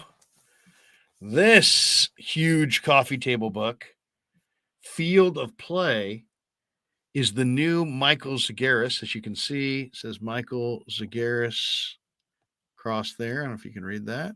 Michael Zagaris, see that? Michael. Anyway, this book is, first of all, I mean, you could seriously like lift this book for like Jesus, that's big. Tricep workout. I mean, seriously, it's like, I mean, this thing is fat. I mean, this is like, even my hand could barely. Yeah. Danny's hand. Oh my God. Like a little tiny. He couldn't even turn the pages. He definitely couldn't hold. Look how thick this thing is. This is a monster. Jesus Christ. This is a monster. I mean, this is a huge book. I mean, you could beat somebody. I mean, anyway, Michael Zagaris. How's your relationship? There you go. He sent that book. Who is that and Michael? Who is this Michael Zagaris? He's like one of the longest standing photographers in Bay Area sports history. He's got a million stories to tell because he's been literally photographing Giants, Niners, Warriors for decades. And at this point, I would say Michael's probably in his late 60s, maybe early 70s. I'm not really sure, but he's just got an unbelievable amount of incredible pictures. And that book that he's got out for Christmas is phenomenal. So they sent me a couple. I gave my brother one. I re-gifted it. I kept one for myself and I gave my brother the other one as part of his Christmas present. So there you go. Yeah, Michael Zagaris, incredible book. I would encourage everybody to go to the bookstores and get the Michael Zagaris 49er book. It's spectacular. If you love great pictures from, going back to Kezar, there's some really, really cool stuff there. Let's see. Okay, let's play our interview. I mentioned that we had a bunch, but we're not going to play them all. Is there any chance we could play Kittle and Charvarius, or is there no chance? Yeah. I'm actually going to add. I'm going to add all the ones from this week to the brands section of StreamYard, or to the video clip section. So, like when you go play Danny's Pasquale commercial, it'll be right underneath. But for now, why don't we just fire into the Charvarius one? Because that was an awesome interview today. Yeah, Charvarius was incredible. We sat down. He was there and started talking to him about, what do you want to talk to corners about? I want to talk to corners about the guys on the other side that they defend, the wide receivers and their thoughts. And also corners are great to talk to because they're so cocky, because you need to have that belief to be great on the perimeter in the NFL, especially on the defensive side of the ball. You got to believe that you're better. And Charvarius has a ton of confidence, and it comes through in this interview. So here's a little Charvarius Ward. We'll fire it right here from earlier today. Should we wait for Danny? I feel like Danny would want to see this. Dan, you're blowing it. What's going on with Danny? You think we'll give him 30 seconds? You think he's HOA meeting or emergency? Is it possible that he's having a midnight snack? Have you noticed that Dan hasn't eaten a damn thing in this live stream? I know. Is he on a diet, or maybe he's on a live it? It's like instead of a diet, a live it. Just like one of those things you stay with forever. Oh, get off the commode, Danny. Big Bad Bra, $2. Larry, you missed my Pete Rose comment. Damn it, did I? Oh, let me do some. I'm going back. I'm looking. They should give MVPs to the chemist, Big Bad Bra. Okay, I saw that. Barry Bonds is a Hall of Famer before he turned 30. We got that one from Mario Trutanik. I found it. If you would like me to put it go up. ahead. Why can't Pete Rose go in only as a player? Plenty of a-holes in the Hall of Fame. He was an absolute monster. He was literally one of the best ever. Yeah. Bob Costas, I think, says it best in the Pete Rose documentary. He's like, somebody got all those hits. You know what I mean? The guy had 4,000 hits. I was a child of the 70s. I went to a lot of games. He played for the Cincinnati Reds in the division. I saw a lot of baseball games with Pete Rose as a little kid. And I remember my dad saying to me, you know what? If you're going to copy anybody on the field, copy the way that guy plays. That's what he said. He's like, if you're going to copy anybody, copy the way that guy plays, because he was all effort. Now, was he Willie Mays as a talent? Hell no. No, he wasn't even close. But they called him Charlie Hustle, and he had 4,000 plus hits. And the guy just laced 2 hits every night. Was he dysfunctional? Yeah. Is he dysfunctional? Yeah. Does he have issues? Yeah. But so what? Come on. It's a Hall of Fame. You wouldn't put him in there because he's the world's greatest guy, but he was a mediocre player. It's a Hall of Fame. It's supposed to be represented by the greatest players. Ty Cobb shanked a guy with a knife outside of his hotel. There's assholes everywhere. He was a blatant racist. Also, He's like, in there. you're telling me that those guys, like, I mean, there was definitely probably like a lot of games that were thrown way, way back in the day when mobs were involved. It's like Pete Rose did it as a manager. Who gives a crap? And I really believe when Pete Rose said he bet only on his team as a manager, I believe it. I believe it. It's just extra motivation, probably get up for the games. I do understand the people who say, well, you know what? There's certain relievers, and if you knew he had a big bet on a game, I bet you he used his A+ relievers that night, even if they were tired. And there's no doubt, right? There's no doubt, and that's why the game was compromised, and that's why he needs to be penalized. But it's gone on long enough. What kind of money did he earn? Like, how were his career earnings? Like, was he like a lot a rich man at the time? Yeah, Pete Rose made good money. I'll tell you exactly what he made. I bet you it's not very much compared to Today. Yeah, to anything, today, but I'll give you what Pete Rose made in his entire career. What would you guess? I'd guess 1.1 mil. I'm going to guess. His entire career? No. I'm going to guess for his career. When did he retire? 85? 84? 85? 86, I think. 86. I will say he made this is the comment right here. Hiroku 20 Hitoki. His whole career. Pete, I'm going to say he made 13 million. What'd you say, Ray? I said 1.2. It's 7.2. Oh, so he was like gambling, like just for the thrill of it. The highest salary Pete Rose ever had was his final year in the big leagues with the Reds. He made $1 million. Yeah.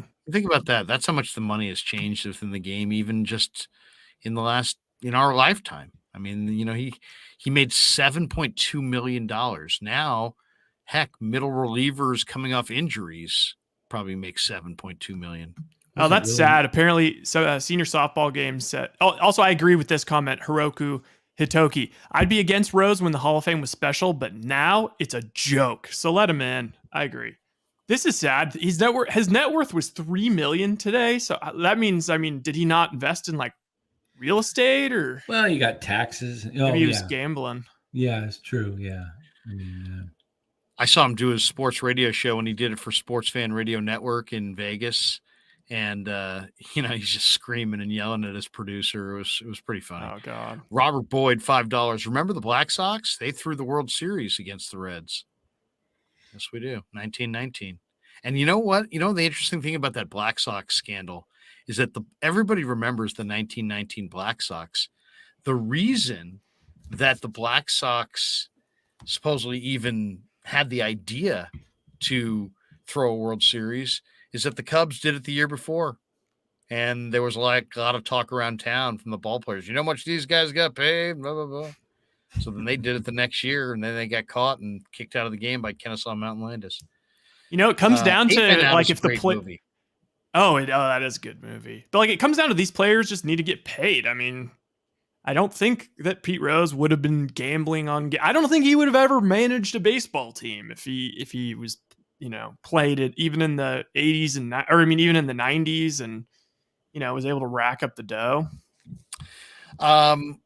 Tomorrow, by the way, on the tomorrow, I'm not sure what we're doing on the channel. I'll be sitting in tomorrow on 95.7 The Game with from 2 to 6 p.m. So check me out tomorrow on 95.7 The Game from 2 to 6 p.m.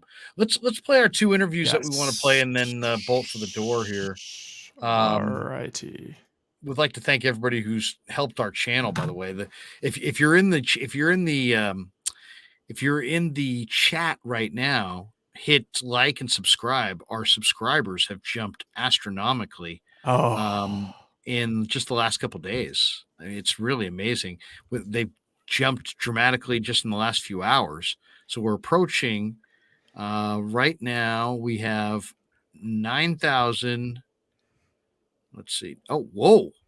So now we're even higher. We're at 9,325.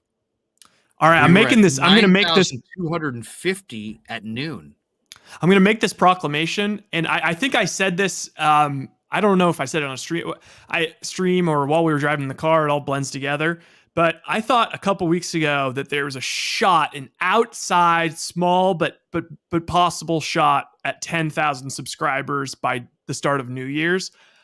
I think that by the end of New Year's Day, I think we might be at 10K after the Raiders game. Yeah, that would be after the so Raider sick. game. Yeah, I think you're right. 9,325 right now, 9,325 subscribers. So if you are in the chat right now, 675 to go. Subscribed, please subscribe to the channel. 9,325. It was at 9,250 like a couple hours ago. So how do we give back to the Krueg Show community out there on our 10,000th? Because that is like a really big, that whatever that number, it's just such a nice round number. Like, 1,000 is a huge deal. 5,000 is a huge deal. 10,000 is like a big freaking deal. I feel like we should do something for the peeps that have been helping make this happen. Yeah, maybe we do New Year's resolutions for the channel or something. I don't know. Yeah, a lot of guys are out there. I know some have texted me and told me they're promoting the channel to people they know, especially, if they're Giants fans or Romo's done some promotions for telling people about the channel to watch it. Yeah, if everybody would do that, who's been with us for a while, or even if you're new, just tell people about us. This is a different type of show. This isn't your 20 to 30 minute, YouTube sports show where you give a little bit of I will be in Las Vegas. A little quick. Yes. How about a meetup? How about a meetup is a good idea. Yeah, meet up at some pizza place or some place. GTC Real says we want sausage. Yeah, tell Pasquale. I got so much sausage. Open up the the factory for a big get together there. How about Casera's suits for every listener? Casera's, I mean, we've given out 7,000 suits. It's really been not very cost effective. The point is, we'll figure something out. Maybe some of those Giza sheets, Krueger. That's right. They come from a very special part of Dan's 55 and over community, a place where it's a rare part of Arizona where only this kind of cotton is grown. And it's just a very special part of the desert. Oops. All right, here's a little Charvarius Ward, then we'll go a little George Kittle. All right. In the Niner locker room with Charvarius Ward, and man, the team's rolling right now. And 8 in a row, right? Yeah. How do you feel about the way things are rolling? I feel great, confident, believe in ourselves. We got to continue to just work on our game, and every day just like focus on ourselves and get better. And like we're gonna continue. Hopefully, we can keep this streak alive going into the playoffs. Stay hot. You should have been a Pro Bowler. I'm not sure why you weren't. How does that sit with you? Pro Bowl or not, man, I want to win a Super Bowl. All the individual accolades, it'll come eventually, man. I'm just, keep my head down, keep grinding. Still got next season. I can be the Super Bowl MVP or something like that. There you go. I'm just, stay optimistic, stay positive. Continue to get better every day. The Chiefs. You played hurt in that game. The Chiefs had a really good passing day. Since that point, you guys really have tightened it up. What's been the difference? Man, we had to look in the mirror because obviously we started the season off super hot, on defense. Then we had that little hiccup against the Kansas City Chiefs, and everybody kind of started doubting us a little bit. You know what I'm saying? We finally played a great quarterback, a great offense. They thought the early season success we had was kind of like a fluke. But we knew it wasn't. You know what I'm saying? We had to just go back to the drawing board and just work on ourselves, and that's what we've been doing these past 8 weeks, working on ourselves and fixing our own mistakes. I love the Seattle game, man. It was like you just locked down DK and you guys went at it. I mean, what was that night like for you? Yeah, he tried to bully me a little bit, man. But that ain't happened. You know what I'm saying? I feel like I'm a great player. He a great player too, but. I mean, it was fun going up against him. It was a good matchup, and I think I had a lot of success against him. Yeah, you locked him up. Now, do you like going up against a big physical guy, or would you rather go up against a fast guy? It don't matter who I play against. I feel like I can be physical. I'm fast too, so it don't matter what skill set you got. Yeah, I can match anybody's skill set. I feel like. What do you think this week with Devontae? I mean, Devontae? Yeah, tell me about Devontae. You watched him on film. He's really I played advanced. him last year. I think he's a great receiver. Like he great at the catch point. First of all, like on the ball in the air, like he not adjust to the ball, one hand, two hands, whatever.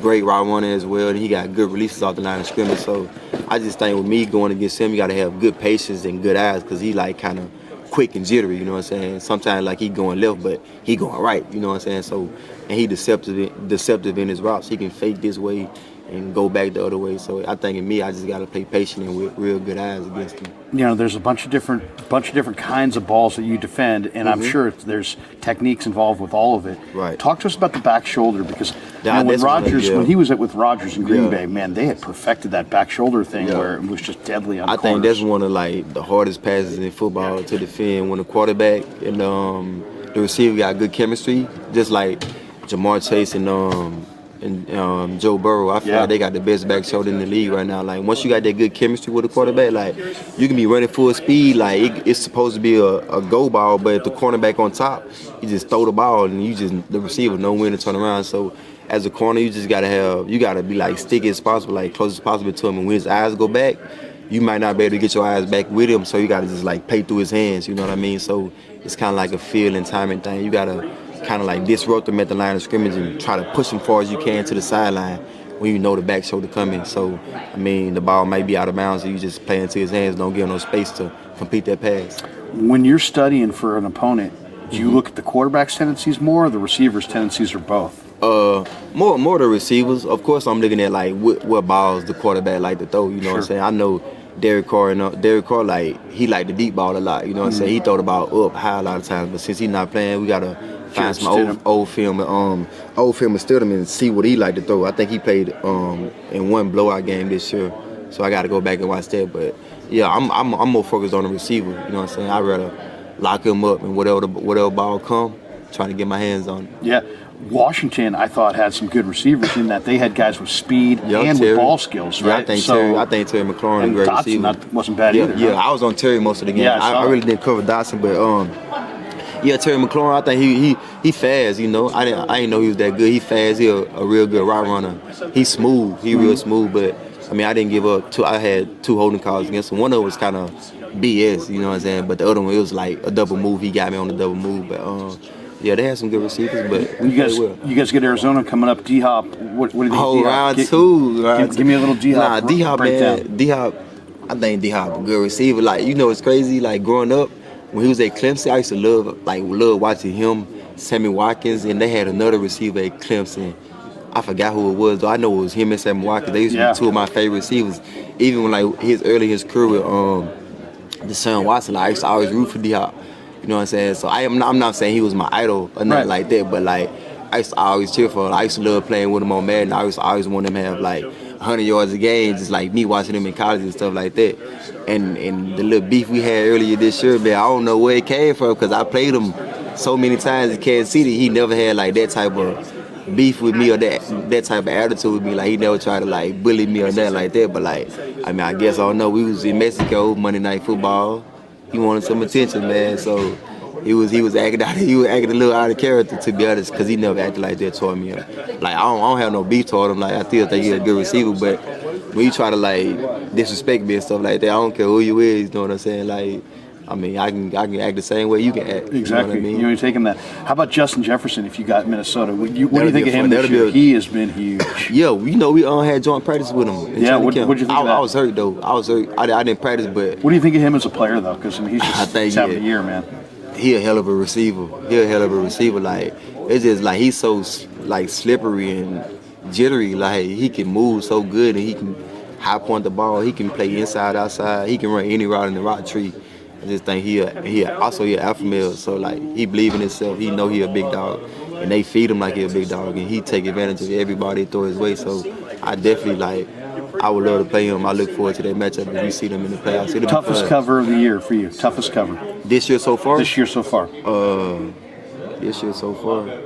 I thought it was going to be Tyreek Hill, man. Yeah, what did you think of him? Yeah. He's explosive, man. You know, I played with Tyreek for a year. I knew. I mean, can't see that. I knew he was pretty fast, but that game we didn't play a lot of man. We didn't man them up a lot. We played a lot of zone coverage that game. So Right. I wouldn't give it to Tyreek Hill. I'm trying to think of the toughest cover this year. Cooper Cup. Cup. I messed up good with Cup, man. I feel like receivers that kind of like that I'm not gonna say I worry about or like probably I have probably a little issues with a receiver that's like fast and can run every route. So I think Terry McLaurin was one of the better receivers I faced this year. Cause DK like he a big receiver. Yeah. Oh yeah. He runs straight or slant. You know. Exactly. He runs the go routes. Kind of like the same way. You know. Not to disrespect those guys, but I would say Terry McLaurin was a great receiver. He was a good receiver. I hope I'm not missing nobody though, because it's been a long season. I forgot who all we played. Hey, if you guys get Philly, would you get Devontae or would you get AJ Brown?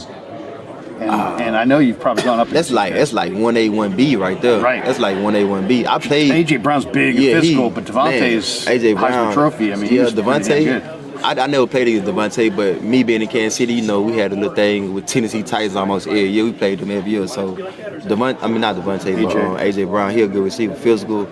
He can run good routes too. So, I mean, it's up to the coaching staff who they gonna put me on that game. I know whoever it is, we gonna have our work cut out for us that game.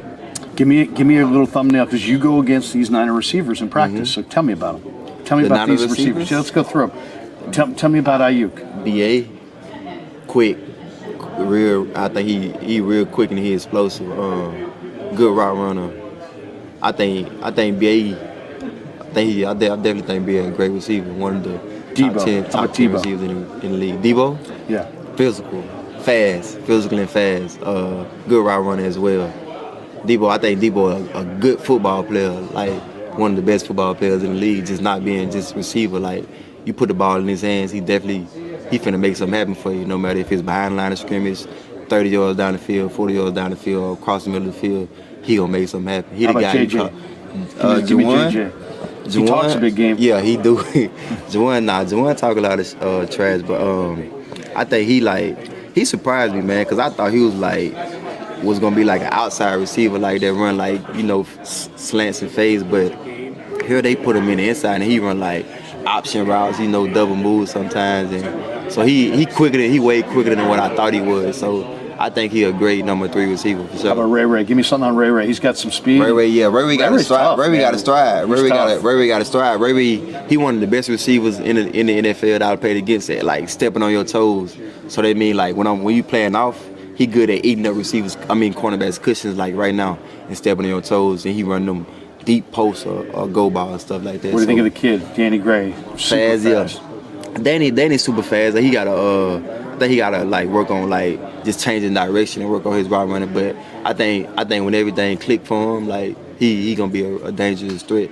He gonna be real dangerous. Last one for you. Give me your thought on Brock. He's obviously playing well. It's 4 games. Give me your thought. I think Brock confident in himself, man. I think he believe he QB1 no matter who in the room. Yeah. And that's like the most important thing you gotta have, like just confidence and belief in yourself. And he got that. And he making all the throws. He putting up. What we've been scoring 30 a game ever since he been the starter. So I love Brock. He giving his defense 30 points. He's gonna be hard to beat us. Appreciate you, man. Yes, sir. No problem. There you go, little Charvarius, and that was cool, man. Guys are moving up, man. What did you think, Danny? I like it. I love his quick answers, his confidence, his just breakdown. He said it twice, I think. Quickness in slick. What was it? Quickness and I can't remember now, but he said it twice. It cracked me up. It was he when he described a couple of receivers, and he said quick and slick or something. I can't remember now. Somebody in the chat, I think, jittery. That was it. Jittery.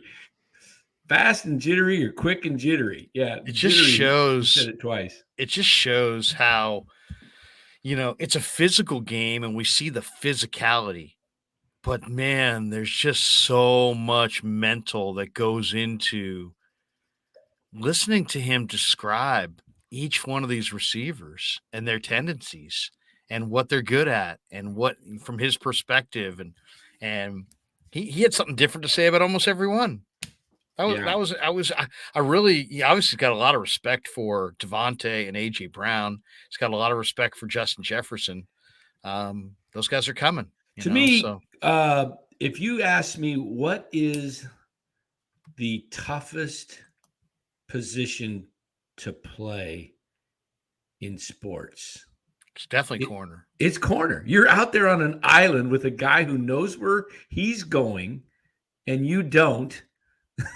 And you got to stay with him. Sprinting and fast, and he's backpedaling. You're backpedaling. He's going at you full speed. I don't know how guys. And you could cover a guy like a blanket all day, and he burns you for one touchdown, and you're the GOAT. I mean, you're the, you know, obviously not the greatest of all time. You're the true GOAT. I played a little corner in high school, and you know, and white man's were you terrible? Disease. Were you good? I wasn't bad, you know, but show me your stance, Danny. Can you show me a back pedal? Not now. I don't have. No, I mean, I just a little back pedal. We don't have 2,500 subs. Right. We got 95. Mooney really 50 says great question on the Niner receivers, Larry. Yeah, I thought I liked that, man. I liked his little breakdown of the Niner receivers. I thought that was interesting. I'll give you when I get I'm just wearing my socks right now, so I would slip on the tile. So when I got my tennies on, I'll show you a little back pedal. Yeah, no, next time you put your tennies on, I'll give you a little breakdown at 61 years old. I'm gonna start calling my shoes tennies. Oh, Eric's right. Sneakers, yeah, tennies, Dan got moved to corner because of the little hands. Yeah. You got to pluck the ball with your mitts. You can't be having these. Did I ever tell you I was a field goal kicker, right? And I could hit it pretty good. I had a 55-yarder. Look at Rolf Benerschke over here. Yeah, 55-yard in a game, just hooked. Do you ever go out on a little patch there at Del Boca Vista and just kind of show off the old leg? Yeah, right. Just put the goalpost out there. Yeah, we have our own football field here at Del Boca. Yeah. I was in one game. We're playing Antioch High School, and they were kind of a powerhouse. Were you the same year as Najee? Yeah, he was just a year ahead of him. Okay. So we're in a 0-0 game, and coach, we get it to the 50-yard line, and it's close to the end of the game, and it's 0-0, and he goes, field goal unit. I'm like, Coach, I can't make a 67-yarder right now. The field was slick, and my top range was about 57, 58. But there was I knew I couldn't hit it. And he goes, but back then, that was many years ago, you could actually kick a field goal like a punt. And if you could down it at the 1-yard line. That was the rules back then. So kind of that's times have really changed. Yeah, isn't that weird? Whole different rules of football. That was Jeremy weird. Lopez says, damn, Larry, you need to teach an interview course. I'll attend for sure. Really? Thank you. Appreciate that. Well, I think one of the coolest things is just Mooney, when he first got to the team, nobody really knew his personality, especially because there was no open locker room last year. And I remember hearing just kind of I don't know about Mooney. He's not much of a talker. He's a little blah, blah, blah. And it's the guy's been super, he's messed with me multiple times, while I've been holding my camera, holding the phone and stuff. And he's been kind of inching towards hey, I wouldn't mind talking to you guys. I wouldn't mind. And this seemed like we finally got to cash it in. Awesome. That we haven't been I really enjoyed talking to him, and I really enjoyed listening to it again. Let's just play the Kittle. It's real brief. Kittle was doing kind of like a group powwow, but there was no group. And so I got there kind of early and got this. So here's a little Kittle. I asked him the first couple questions, and then I think Vern jumps in for a question or two, and then I just put a transition in. Oh, okay. Here you go. Vern. I mean, can we do an imitation of Vern? I know you do great. You have a stool. Yeah, I know.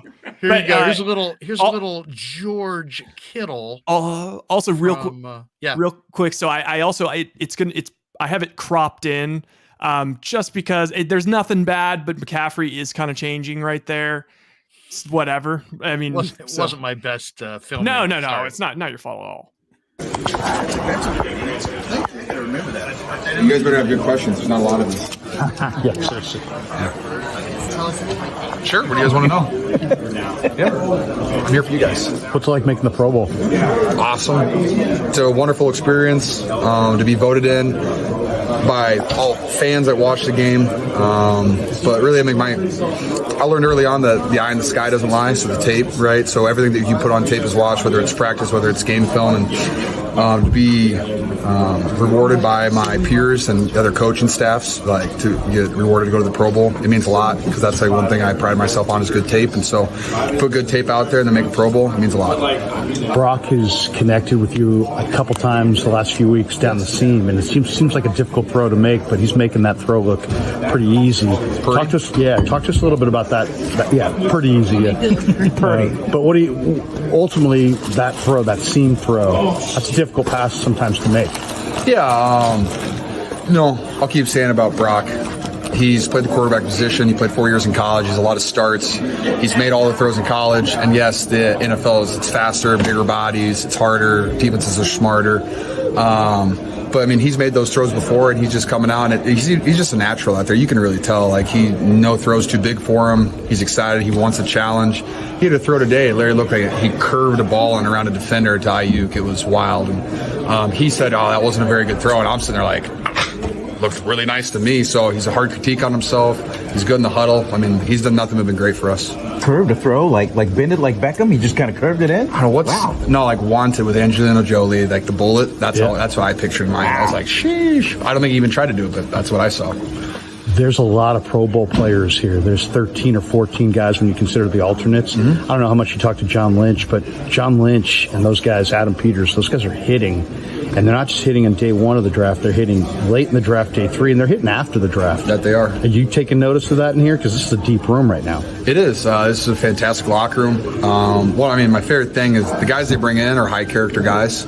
I think we've only had like maybe 1 or 2 years where there's been a couple guys that didn't fit the culture, and within a couple weeks they were gone. And so I've really appreciated John and Kyle keeping this locker room clean, full of guys that we want to be around, whether it's how they are on the field or how they are off the field. And we only bring great guys in here. And when you have a lot of great guys that have the same goals, high character, you push each other every single day, and that's why you have so many Pro Bowl guys, whether it's active or whether it's the alternates. And it's every position, special teams, defense, offense, they're all over the field. And there's probably a few guys that should be starters that are only alternates, and probably some guys that aren't even alternates that should be. And it's the NFL, and not everyone gets they don't get the spotlight on them all the time, but guys are getting better. And you look at this roster, I think more guys will be in the Pro Bowl even next year. You ever been in Vegas on New Year's Eve? No, I don't think so. Will you guys get a chance to enjoy it at all? Probably Goodness not. gracious, no. We're fine. We're fine. And Saturday night, probably at a later time, so we'll go right into meetings, right into bed. We're sitting 30 miles off the strip. Will you look out the window? No, my blinds will be closed. My wife and my family will be enjoying New Year's Eve, and my phone will be on mute, so I don't have to get any of their photos. There you go. Thanks, guys. Good answer. Talked about a couple of times. There you go. A little George Kittle. It's kind of brief, but kind of out of the blue there. So that's awesome. Yeah, I was thinking that's actually pretty wise. They're just gonna fly in. It's an hour or less flight, so it's just gonna be boom. They'll get into the hotel. They won't even see the strip. The stadium's over by the airport. I think that's pretty smart. Yeah, the stadium actually is. I've driven past it on guys. Can I tell you my Vegas football story? So close, actually. I'm working for the Sacramento Gold Miners. It's 1994. Super fired up, right, to go on our first trip. We're doing our road trip, and it's like June. We're playing the Las Vegas Posse in Las Vegas, right? And so I'm thinking, Las Vegas, oh, this is going to be great. It's going to be awesome. We get out there. We played at Sam Boyd Stadium, which is not on the strip. It's way the hell out. The field that the Canadian League plays on was bigger than the stadium allowed for. So like literally you could almost run into the stands It was just, Yeah, it was such a dump. It was so It's a old. Canadian League, 20-yard, so dusty. 20-yard end zones or something. 20-yard end zones, but 65 yards wide. So it's just too What's wide. the width of the NFL? 60? It's like 55. No, width. I think it's 45. Oh, it's only wide. 40. It's got to be maybe 55 wide. I have to check, but I think it's. I know the CFL 65 wide. Wow. College is wider, right? Yeah. So that's really what makes it different, or what makes it different. Do you want to play like one? G. Martinez says Sam Boyd is terrible. Yeah, Sam Boyd is awful. Which one do you got? Do you want to play? I mean, we have still a few more, but you want to maybe just do the last one from today? You want to just rip Kinlaw and let's play a little Kinlaw go out on that. Yeah, we talked to Javon. 53.3 yards wide is the NFL. Yeah, and I think the CFL 65. That's crazy. God, look at this. We got Eddie K's 24. Said, damn, Larry, the people's tight end knows your name. Thank you. He did kind of mention my name there. Wasn't sure if that was what he was saying there. All right, let's hear a little Javon Kinlaw. Kinlaw is an intriguing guy. I really believe that if he plays his best ball for the next month, this team and this defense could dominate, and he could be the missing link. And I kind of asked him about it. Stay low. And you'll. He had a pretty funny answer to that. Yeah, hopefully you'll be able to hear some of the Kinlaw, because he's he talks in kind of hushed tones, but good dude, and it was good catching up with him. We caught up with him a couple weeks ago, and we caught up with him again today in Santa Clara. Javon Kinlaw came back this week. I want to talk about the play on the goal line, man. You took up both guys, got the combo block, and that freed up Fred to make the tackle on the ball carrier. That's the kind of play that you bring to the table. Tell us about that play. I mean, it's a goal line, short yardage type of situation, so you know it's going to be mano-a-mano. Like, there ain't nothing else going on. They coming at you, you got to go at them. So, like, no, you just got to be the first person to make contact, and you're good. Yeah. Every time. It don't matter. If you make the first blow, good. 1 people, 2 people, 3, don't matter. Well, I mean, in some cases, but I mean, when I got the structure I got, I can do things like that. So you can take on 2 guys. Yeah. How's the knee? That's good, man. Yeah. You feel good? Good. It's very, very strong right now. And just trying to keep on building my strength up. And what do you do for that? You do rehab during the day? Nah, I just lift. Just lift a lot of weights. Yep. A lot of single leg stuff, mainly. A lot of stuff. Man, if you have a big month, this team could win the Super Bowl. I mean, we're going to win regardless. You think so? I know so. Like, okay. But don't you feel don't you think I'm right though? If you have a huge week, a huge month, this team's going to kick butt. I mean, you can't take away the credit of what has already been accomplished. Yeah, that's true. Whether I'm here or not, they've been doing their thing. Yeah. I'm just happy to be a part of it. You feel me? I'm just happy to finally be a part of something. Totally. Hey, what do you think of your locker mate here, Kevin Givens, T.Y. McGill? These guys are. You guys got a bunch of tackles balling right now. Bro, everybody, I think I said this maybe like last week, but I think everybody, whether it's from top to bottom, can go somewhere and start somewhere else. Like, that's just a group of talent that Krueger has put together here. So, like he says, he doesn't really think about the group as backups or starters. Like, like everybody can start at all times. So, but they've been doing a hell of a job. So I'm just glad that I can kind of watch and learn from those guys, because it's like I'm still younger than the both of them. So, like, yeah. That's true. Yeah, right. That's true. I didn't even think about that. Yeah, I bet. Armstead is back. He's playing well, man. He always does. Yeah.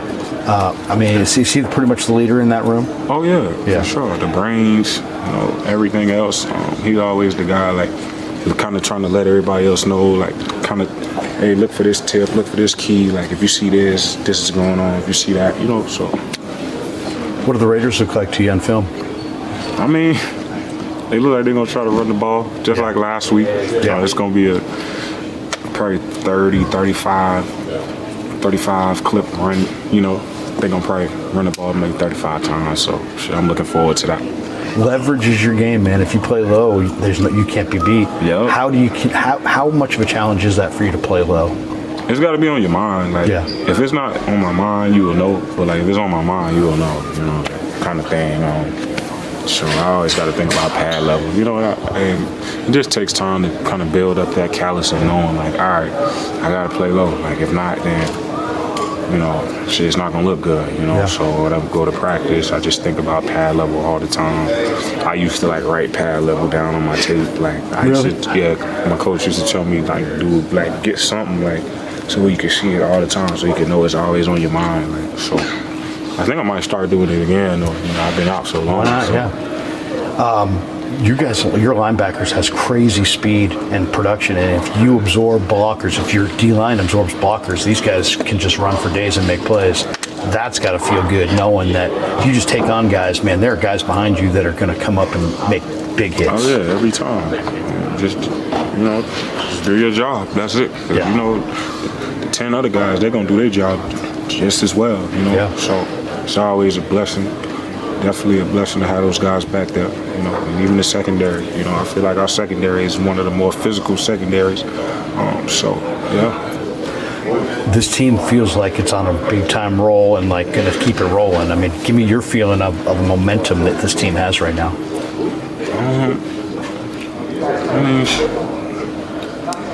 Do you feel it? I don't know how to explain it, though. Like, I can't explain it. It's just a feeling you can't really explain, you know. Something I'm used to. Like, I never, like, doing my whole career playing football, like, I never, like been a part of anything like this. So I can't really explain, you know, like, it's just surreal for me, you know, to be able to come in and be able to feed off of everything that's going on, you know. It's just crazy right now.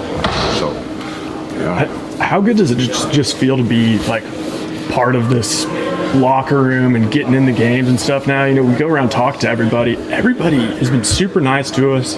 Everybody seems like they're, like, humble but confident, and it just seems like a great room overall to be around. Taybor Pepper said, you know, this is not locker rooms like nothing he's ever experienced before. So, like, how good does it feel to just be really a big part of that again? It's a blessing, man. It's a blessing. Speaking from just my experiences and everything that I've been through, it's just a blessing. Shit, I wasn't even supposed to make it this far anyway, so to be able to be a part of an environment like this, it's just a blessing, man. It's a real blessing. I see they really did a good job with picking who they want around here. You know, I'm just glad that they thought about me enough to feel like I could fit in around these guys, you know. So. Yeah. Last one. Coach Eric, when I watch him coach you guys on the field, I mean, it's high energy, man. It's like that all the time. In meetings, like. Is it meetings like that? Yeah, all the time. Really? Yeah. Where does he get that energy? Some people got it, some people don't. Yeah. He's the same way every day.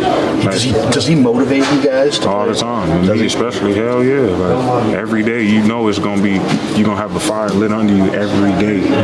From the first day of fucking OTAs to right now, he's never changed. Like, never. Like never. Like, for real. Like, never. Yeah. So, he's the driving force in that room. Hey, man, happy holidays. Yes, same to you. Yeah, it's great to see you back, man. Appreciate you. Keep rolling. There you go. Javon Kinlaw, and Javon has great respect for Eric Armstead. He's really feels, I mean, he's a first round pick, but he really feels fortunate to be like where he's at. And, you know, I really think that he doesn't even know how good and how dominant he can be. In a lot of ways, he's the missing piece for this team. He can take on a combo block of NFL linemen and absorb those bodies and allow Fred Warner and Dre Greenlaw to run free. And, you know, he knows it. Everybody knows it. The Niners know it. And they're a lot better defensive front, a lot stouter front against the inside run, and they're a lot better defense to the sideline run, because when he's absorbing bodies, Greenlaw can run free. Greenlaw runs in the 4.5s. When he's absorbing bodies, Warner runs free. He's running in the 4.5s. So, hey, I got a question for you, because when in the video saw his hands come up, it was like monster hands. When he shook your hand, did it feel like, you know how sometimes guys' hands can just like rip? Did it feel like he was just like huge hands? They looked real. I mean, they looked like I felt like I almost said, I closed my eyes. I'm like, Dan, is that you, Dan? No, he's He does have some big hands. He's a massive- big human being. I mean, he really is. I mean, and playing low is a challenge, snap to snap. But man, when Javon plays low, protects those knees, plays with leverage, man, he can absorb guys. He can split double teams. He can rush the passer. What I really love is like what we saw in the preseason when Coach Eric's playing these stunting games, and you get to use Javon with a head of steam. He's incredible. Oh man, Corey. that guy is just a massive human being. I said at the beginning of the season I expected big things. Unfortunately, he got hurt. I do think he will be a big time, come up with some big time plays in the playoffs. If the guy he's got to be as strong as just about anybody in the league. I think everyone except for Brock that Larry, that you've asked that question about if you got in a barroom brawl, like who would you want? Right. Everyone said Kinlaw. Taybor Pepper just the other day it was like Kinlaw. You don't I didn't even get the question out. And he's like Kinlaw. Yeah, with Purdy, I'm a little. Purdy said Greenlaw. I think partially that might be because he also is locker mates with him. Yeah. I got to tell you though, as I listen to these guys, and I've been played sports, been around guys my whole life, locker rooms, different things. There is a special bond there, and when you have that. I think what he was trying to say when you asked him, he never felt anything. There's a feeling when you get like that you almost feel like you're unbeatable. Well, and Kittle brought it up too. Kittle talked about, right. This is like, thanks so much to like Lynch and Shanahan, Peters, all these guys for like really respecting this locker room and like only bringing in the most high character guys. Absolutely. It is a huge thing. If you get a bad apple in a locker room, it can, kill the thing. Well, here's the thing too. Offensive football is about creating space, right? So you want speed and you need precision. You need to work together, cohesion. Defensive football is about closing that space down. So you need to pursue and you need speed. But what defensive football is truly about at its core is accountability. And so if you're not, you got to be accountable. I mean, if you heard him mention all other 10 guys out there, he's trying to be accountable to those guys. Absolutely. Yeah. And they're trying to be accountable to every guy on the team's trying to be accountable to the rest of the team. No ego. Yeah. And that's when you're accountable, that means that's about hustling and your desire, your motor. And that's really what defensive football is about. That's why character is so important. You heard Kittle reference character. Character on defense is really important. Athletes and guys who are really good at playing defense is important. But then what's always separated the best from the not so great for me is who's got the character. Like Bryant Young was had so much talent, but he also had so much character. Patrick Willis, so much talent, so much character. Ronnie Lott, the same thing. Look at what they got now. Talanoa Fonga, Young, so much talent, all those guys, so much character. And that's really what it's about, because it's about, can you depend on these guys? And can they, this is why you need high character guys. This is why the Antonio Browns, they blow up teams, Yeah. No Jay Peterman says, here's $2 just for the hell of it. Thank you, Jay. And Val Ramos says, Larry, love the content. I mean, you know what? I got to say this. I love bringing you guys this content. Val Ramos says, Krueg show. I love the content. I'll say this about the locker room, and I haven't been in this locker room, but I could tell based on how guys talk about each other and stuff. This is why Jimmy's so loved in that locker room, because Jimmy is a humble guy. He could have blown this thing up this year when, it's the type of character that Kyle and Lynch have brought it together. There is that factor, and that will take you a long way. a cohesive team. And to not only that, but they're, I think, the most talented team in the NFL. And that's why I took them when they were 3-4. That's why I took them at 14-1, put a C note down, because I said, this team's too talented. And that was before they had McCaffrey. McCaffrey. Yeah. I know. That was, if you remember, we were having the obligatory discussions because they were out there about Shanahan and if he's on the hot seat and stuff. And the ultimate thing that I just kept coming back to, and even though it was a smaller sample size of, we'd only been in the locker room for, 5 or 6 weeks, but it was just the locker room is so strong that just for that reason alone, you can't get rid of Shanahan. Cause this is at least from what I've heard, it's not normal. They're not getting rid of Shanahan. No, hey, no. Rod, do you need to jump? I do too. Yeah, I need. Yeah. Why don't we play this Taybor Pepper and get out? Okay. So let's play Taybor. Here's Tabor. Tabor's the long snapper. Great guy. Should I fire it from here? Oh, I'll fire that one's a little. I'll fire the higher quality version. Okay.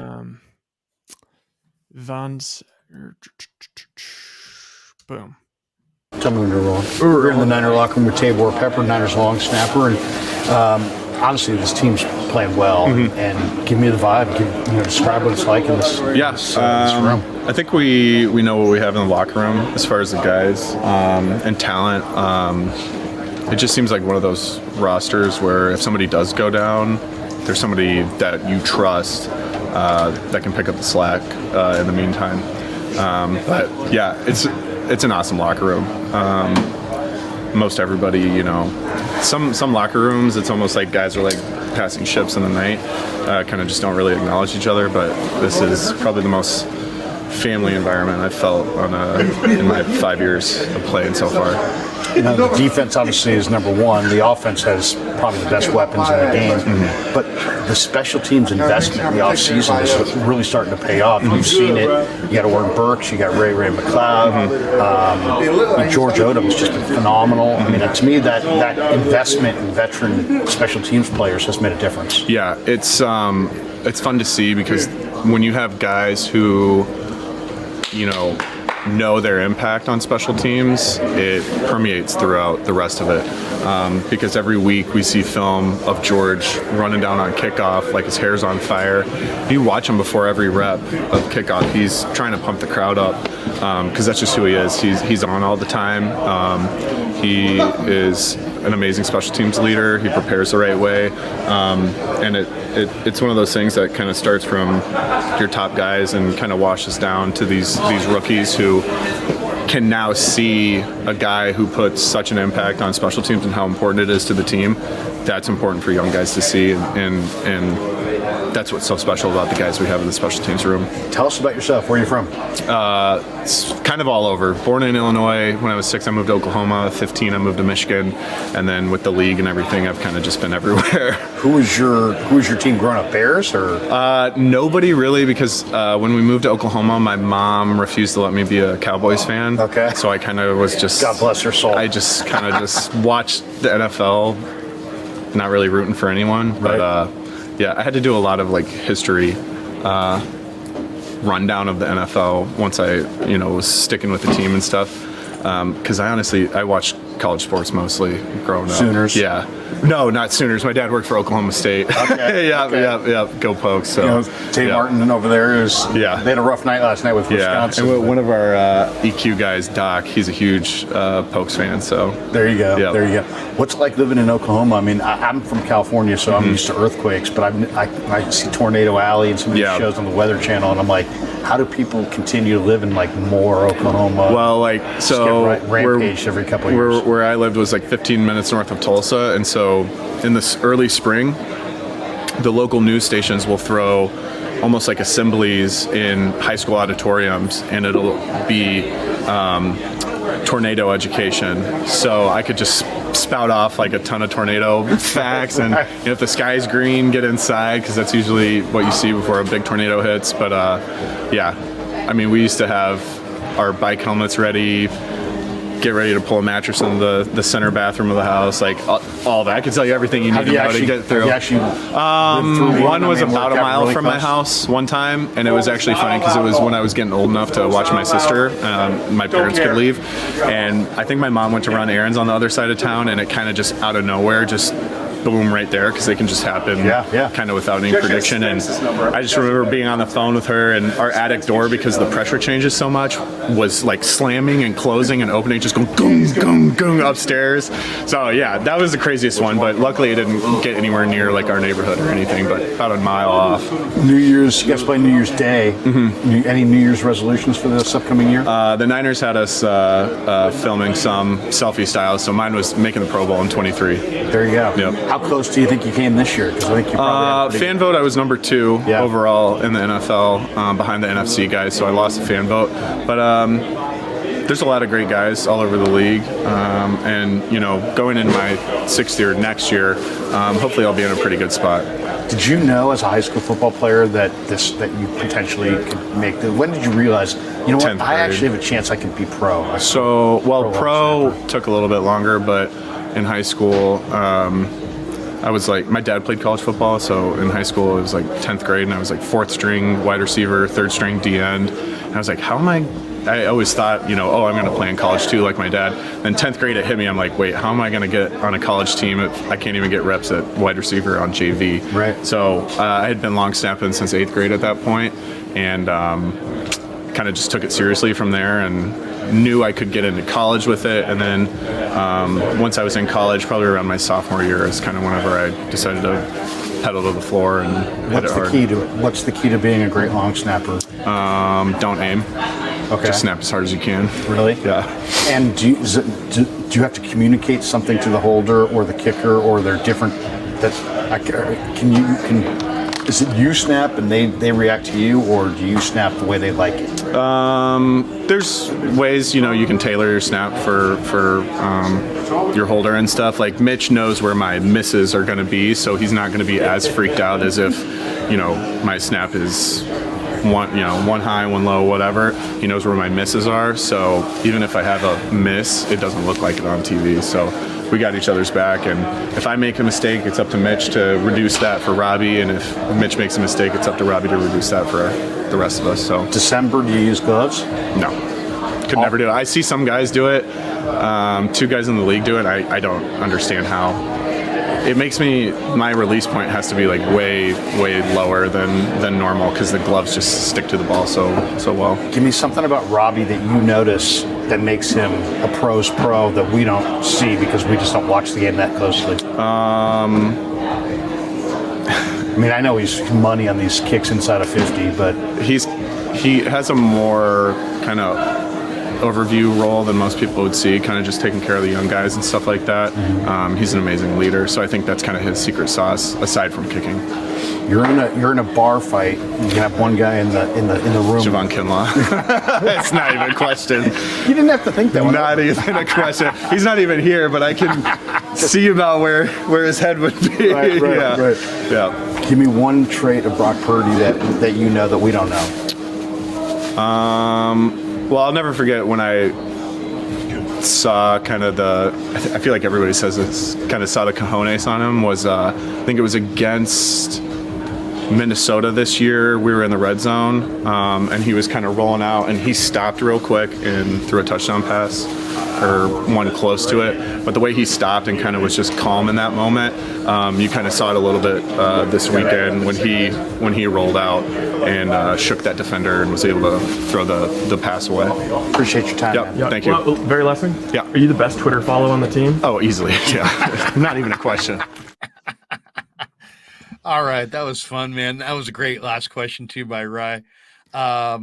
Interesting on the long snapping, isn't it? I mean, just how precise, and he can't wear gloves, and I thought that was kind of interesting. And you should ask him next time. Who's the 49ers center? Is it Brendel? Brendel, yep, Jake Brendel. His snaps in the shotgun are not very good at times. They're like low. Should I mention that to Jake? I just wonder why you can't. I mean, but it's like, I don't know if they work, because his snaps so many times are low, and then Purdy, or I noticed it with Jimmy, would have to bend down, and that 2/10, 3/10 of a second, you're losing. I've always seen like the best snappers in the shotgun have a nice crisp kind of spiral that goes right to the quarterback. He doesn't have to kind of jump up or bend down or move. It's just like right there. I don't know. G Martinez, good call. He's aiming. Jamela 13 donates $4.99. Says, give us some good Las Vegas content while you're down there, Larry. I'm actually not going, but Rye is going, and he will be bringing us some content. So absolutely, Rye, grab us some great content from Las Vegas. By the way, we've had a huge week or huge month on the channel, and we had a huge day today. Now we were just at 9,327, and that has now jumped up to 9,336 total subscribers. Yeah, hit subscribe. So we are getting close to 9,500. Our goal is to make it to 10,000, hopefully before after the Niner Raider game in that post game show on Sunday. But if you are one of the people that's in the chat right now, hit like, hit subscribe. If you're not a Krueg Show channel member, if you hit subscribe, it costs you nothing. It's just every time we go live, you'll get a little alert on your phone that will take you right to YouTube and right to our show. So it's a shortcut to our show. And if you don't want to check it out, you just move it off your phone, and it doesn't cost you anything. It's nothing. So it's, once again, it's the Krueg Show on YouTube. 9,336 now 9,337 subscribers. If you're in the chat and you've yet to subscribe, please subscribe and also hit the like. It helps the algorithm. But if you subscribe, you can get the channel. And of course, if you're already a channel member, you can also be a channel member for, I think, $4.99 a month. And that's what you're getting. You're getting basically a lot of 49er content. We're in the locker room 2-3 days a week. Game day as well. We're going to bring you more stuff. Hopefully in the playoffs, we'll be traveling with the Niners and bringing you road content as well. And as you guys can tell, who've been following the channel on a regular basis, as Ryan and I get time in the locker room, we're now getting to know the players, right? And it's not just, hey, do you have time? And nobody knows each other. We kind of know them. They kind of know us. And once there's that familiarity, the window of the kinds of things that we can discuss really opens up. And so, as you can kind of tell, in recent weeks, we're getting better interviews from the players because they're more comfortable and everybody's more comfortable. And we're also have a wide berth to do profiles and ask these guys about themselves and not just keep it to the matchup, but actually talk a little bit about, football and their lives. So anyway, I hope you enjoy it. I'm really enjoying it. I know Ryan's enjoying it, and we love bringing it to you. So once again, hit like, hit subscribe, join the channel, and support the Krueg Show. And so hope everybody in the baseball season to bring you some Giants interviews. Yes, you made me feel transition this right into baseball season. It made me feel so good when you told me because I had a little issue getting there today, so I showed up 10 minutes late, and Larry told me that Drake Jackson came up to him and dapped him up, gave him a bro hug. I was like, "Where's Ryan, man?" Hey, speaking of Drake, listening to Kinlaw saying that looking for 30 to 35 rushing attempts probably from the Raiders. Do we think that Drake may be inactive again if they go with more of another interior D lineman? That's interesting. I don't know. They have a lot of options. There's no question. Yeah. I think it depends what kind of runs Jacobs and the Raiders are putting on film. They felt like the Commanders were going to run it between the tackles. So they felt like they needed to be a little more. And I think also there was some question in their minds as to whether or not Kinlaw's knee would hold up. And you would hate to get into a game against a team as physical at the point as the Commanders are and have Kinlaw down, and then you can't stop the run. And you're getting run on by Thomas Robinson. I mean, you always got to think worst case scenario. The game before the Commanders-Niners game, Brian Robinson ran for 7 yards a carry. So yeah, it had to guard against that, and I think that's what the extra tackle did. Yeah, so they're gonna have. I'll say this: it is going to be a hellish time deciding which D lineman to make inactive each game going forward, because they literally have 2 starting D lines. Like every guy in there is starting caliber. Are they Jordan getting Willis is starting caliber, and so's all those tackles. Did they get paid? Crap, guys? I'm sorry. I got to jump. I'm at 1% on my laptop. I don't want it to die on me. My charger's in the car. No problem. Let's call it right here. We got a lot of talking coming up in the days ahead. But thanks to everybody, and have a great night. Thanks and everybody for checking out the Yeah. Krueg Show. Yeah, never met a man I've been scared of. Careful, you gon' get exactly what you asked for. Careful, whatever you bring me getting handled. I answer to no one, I don't need to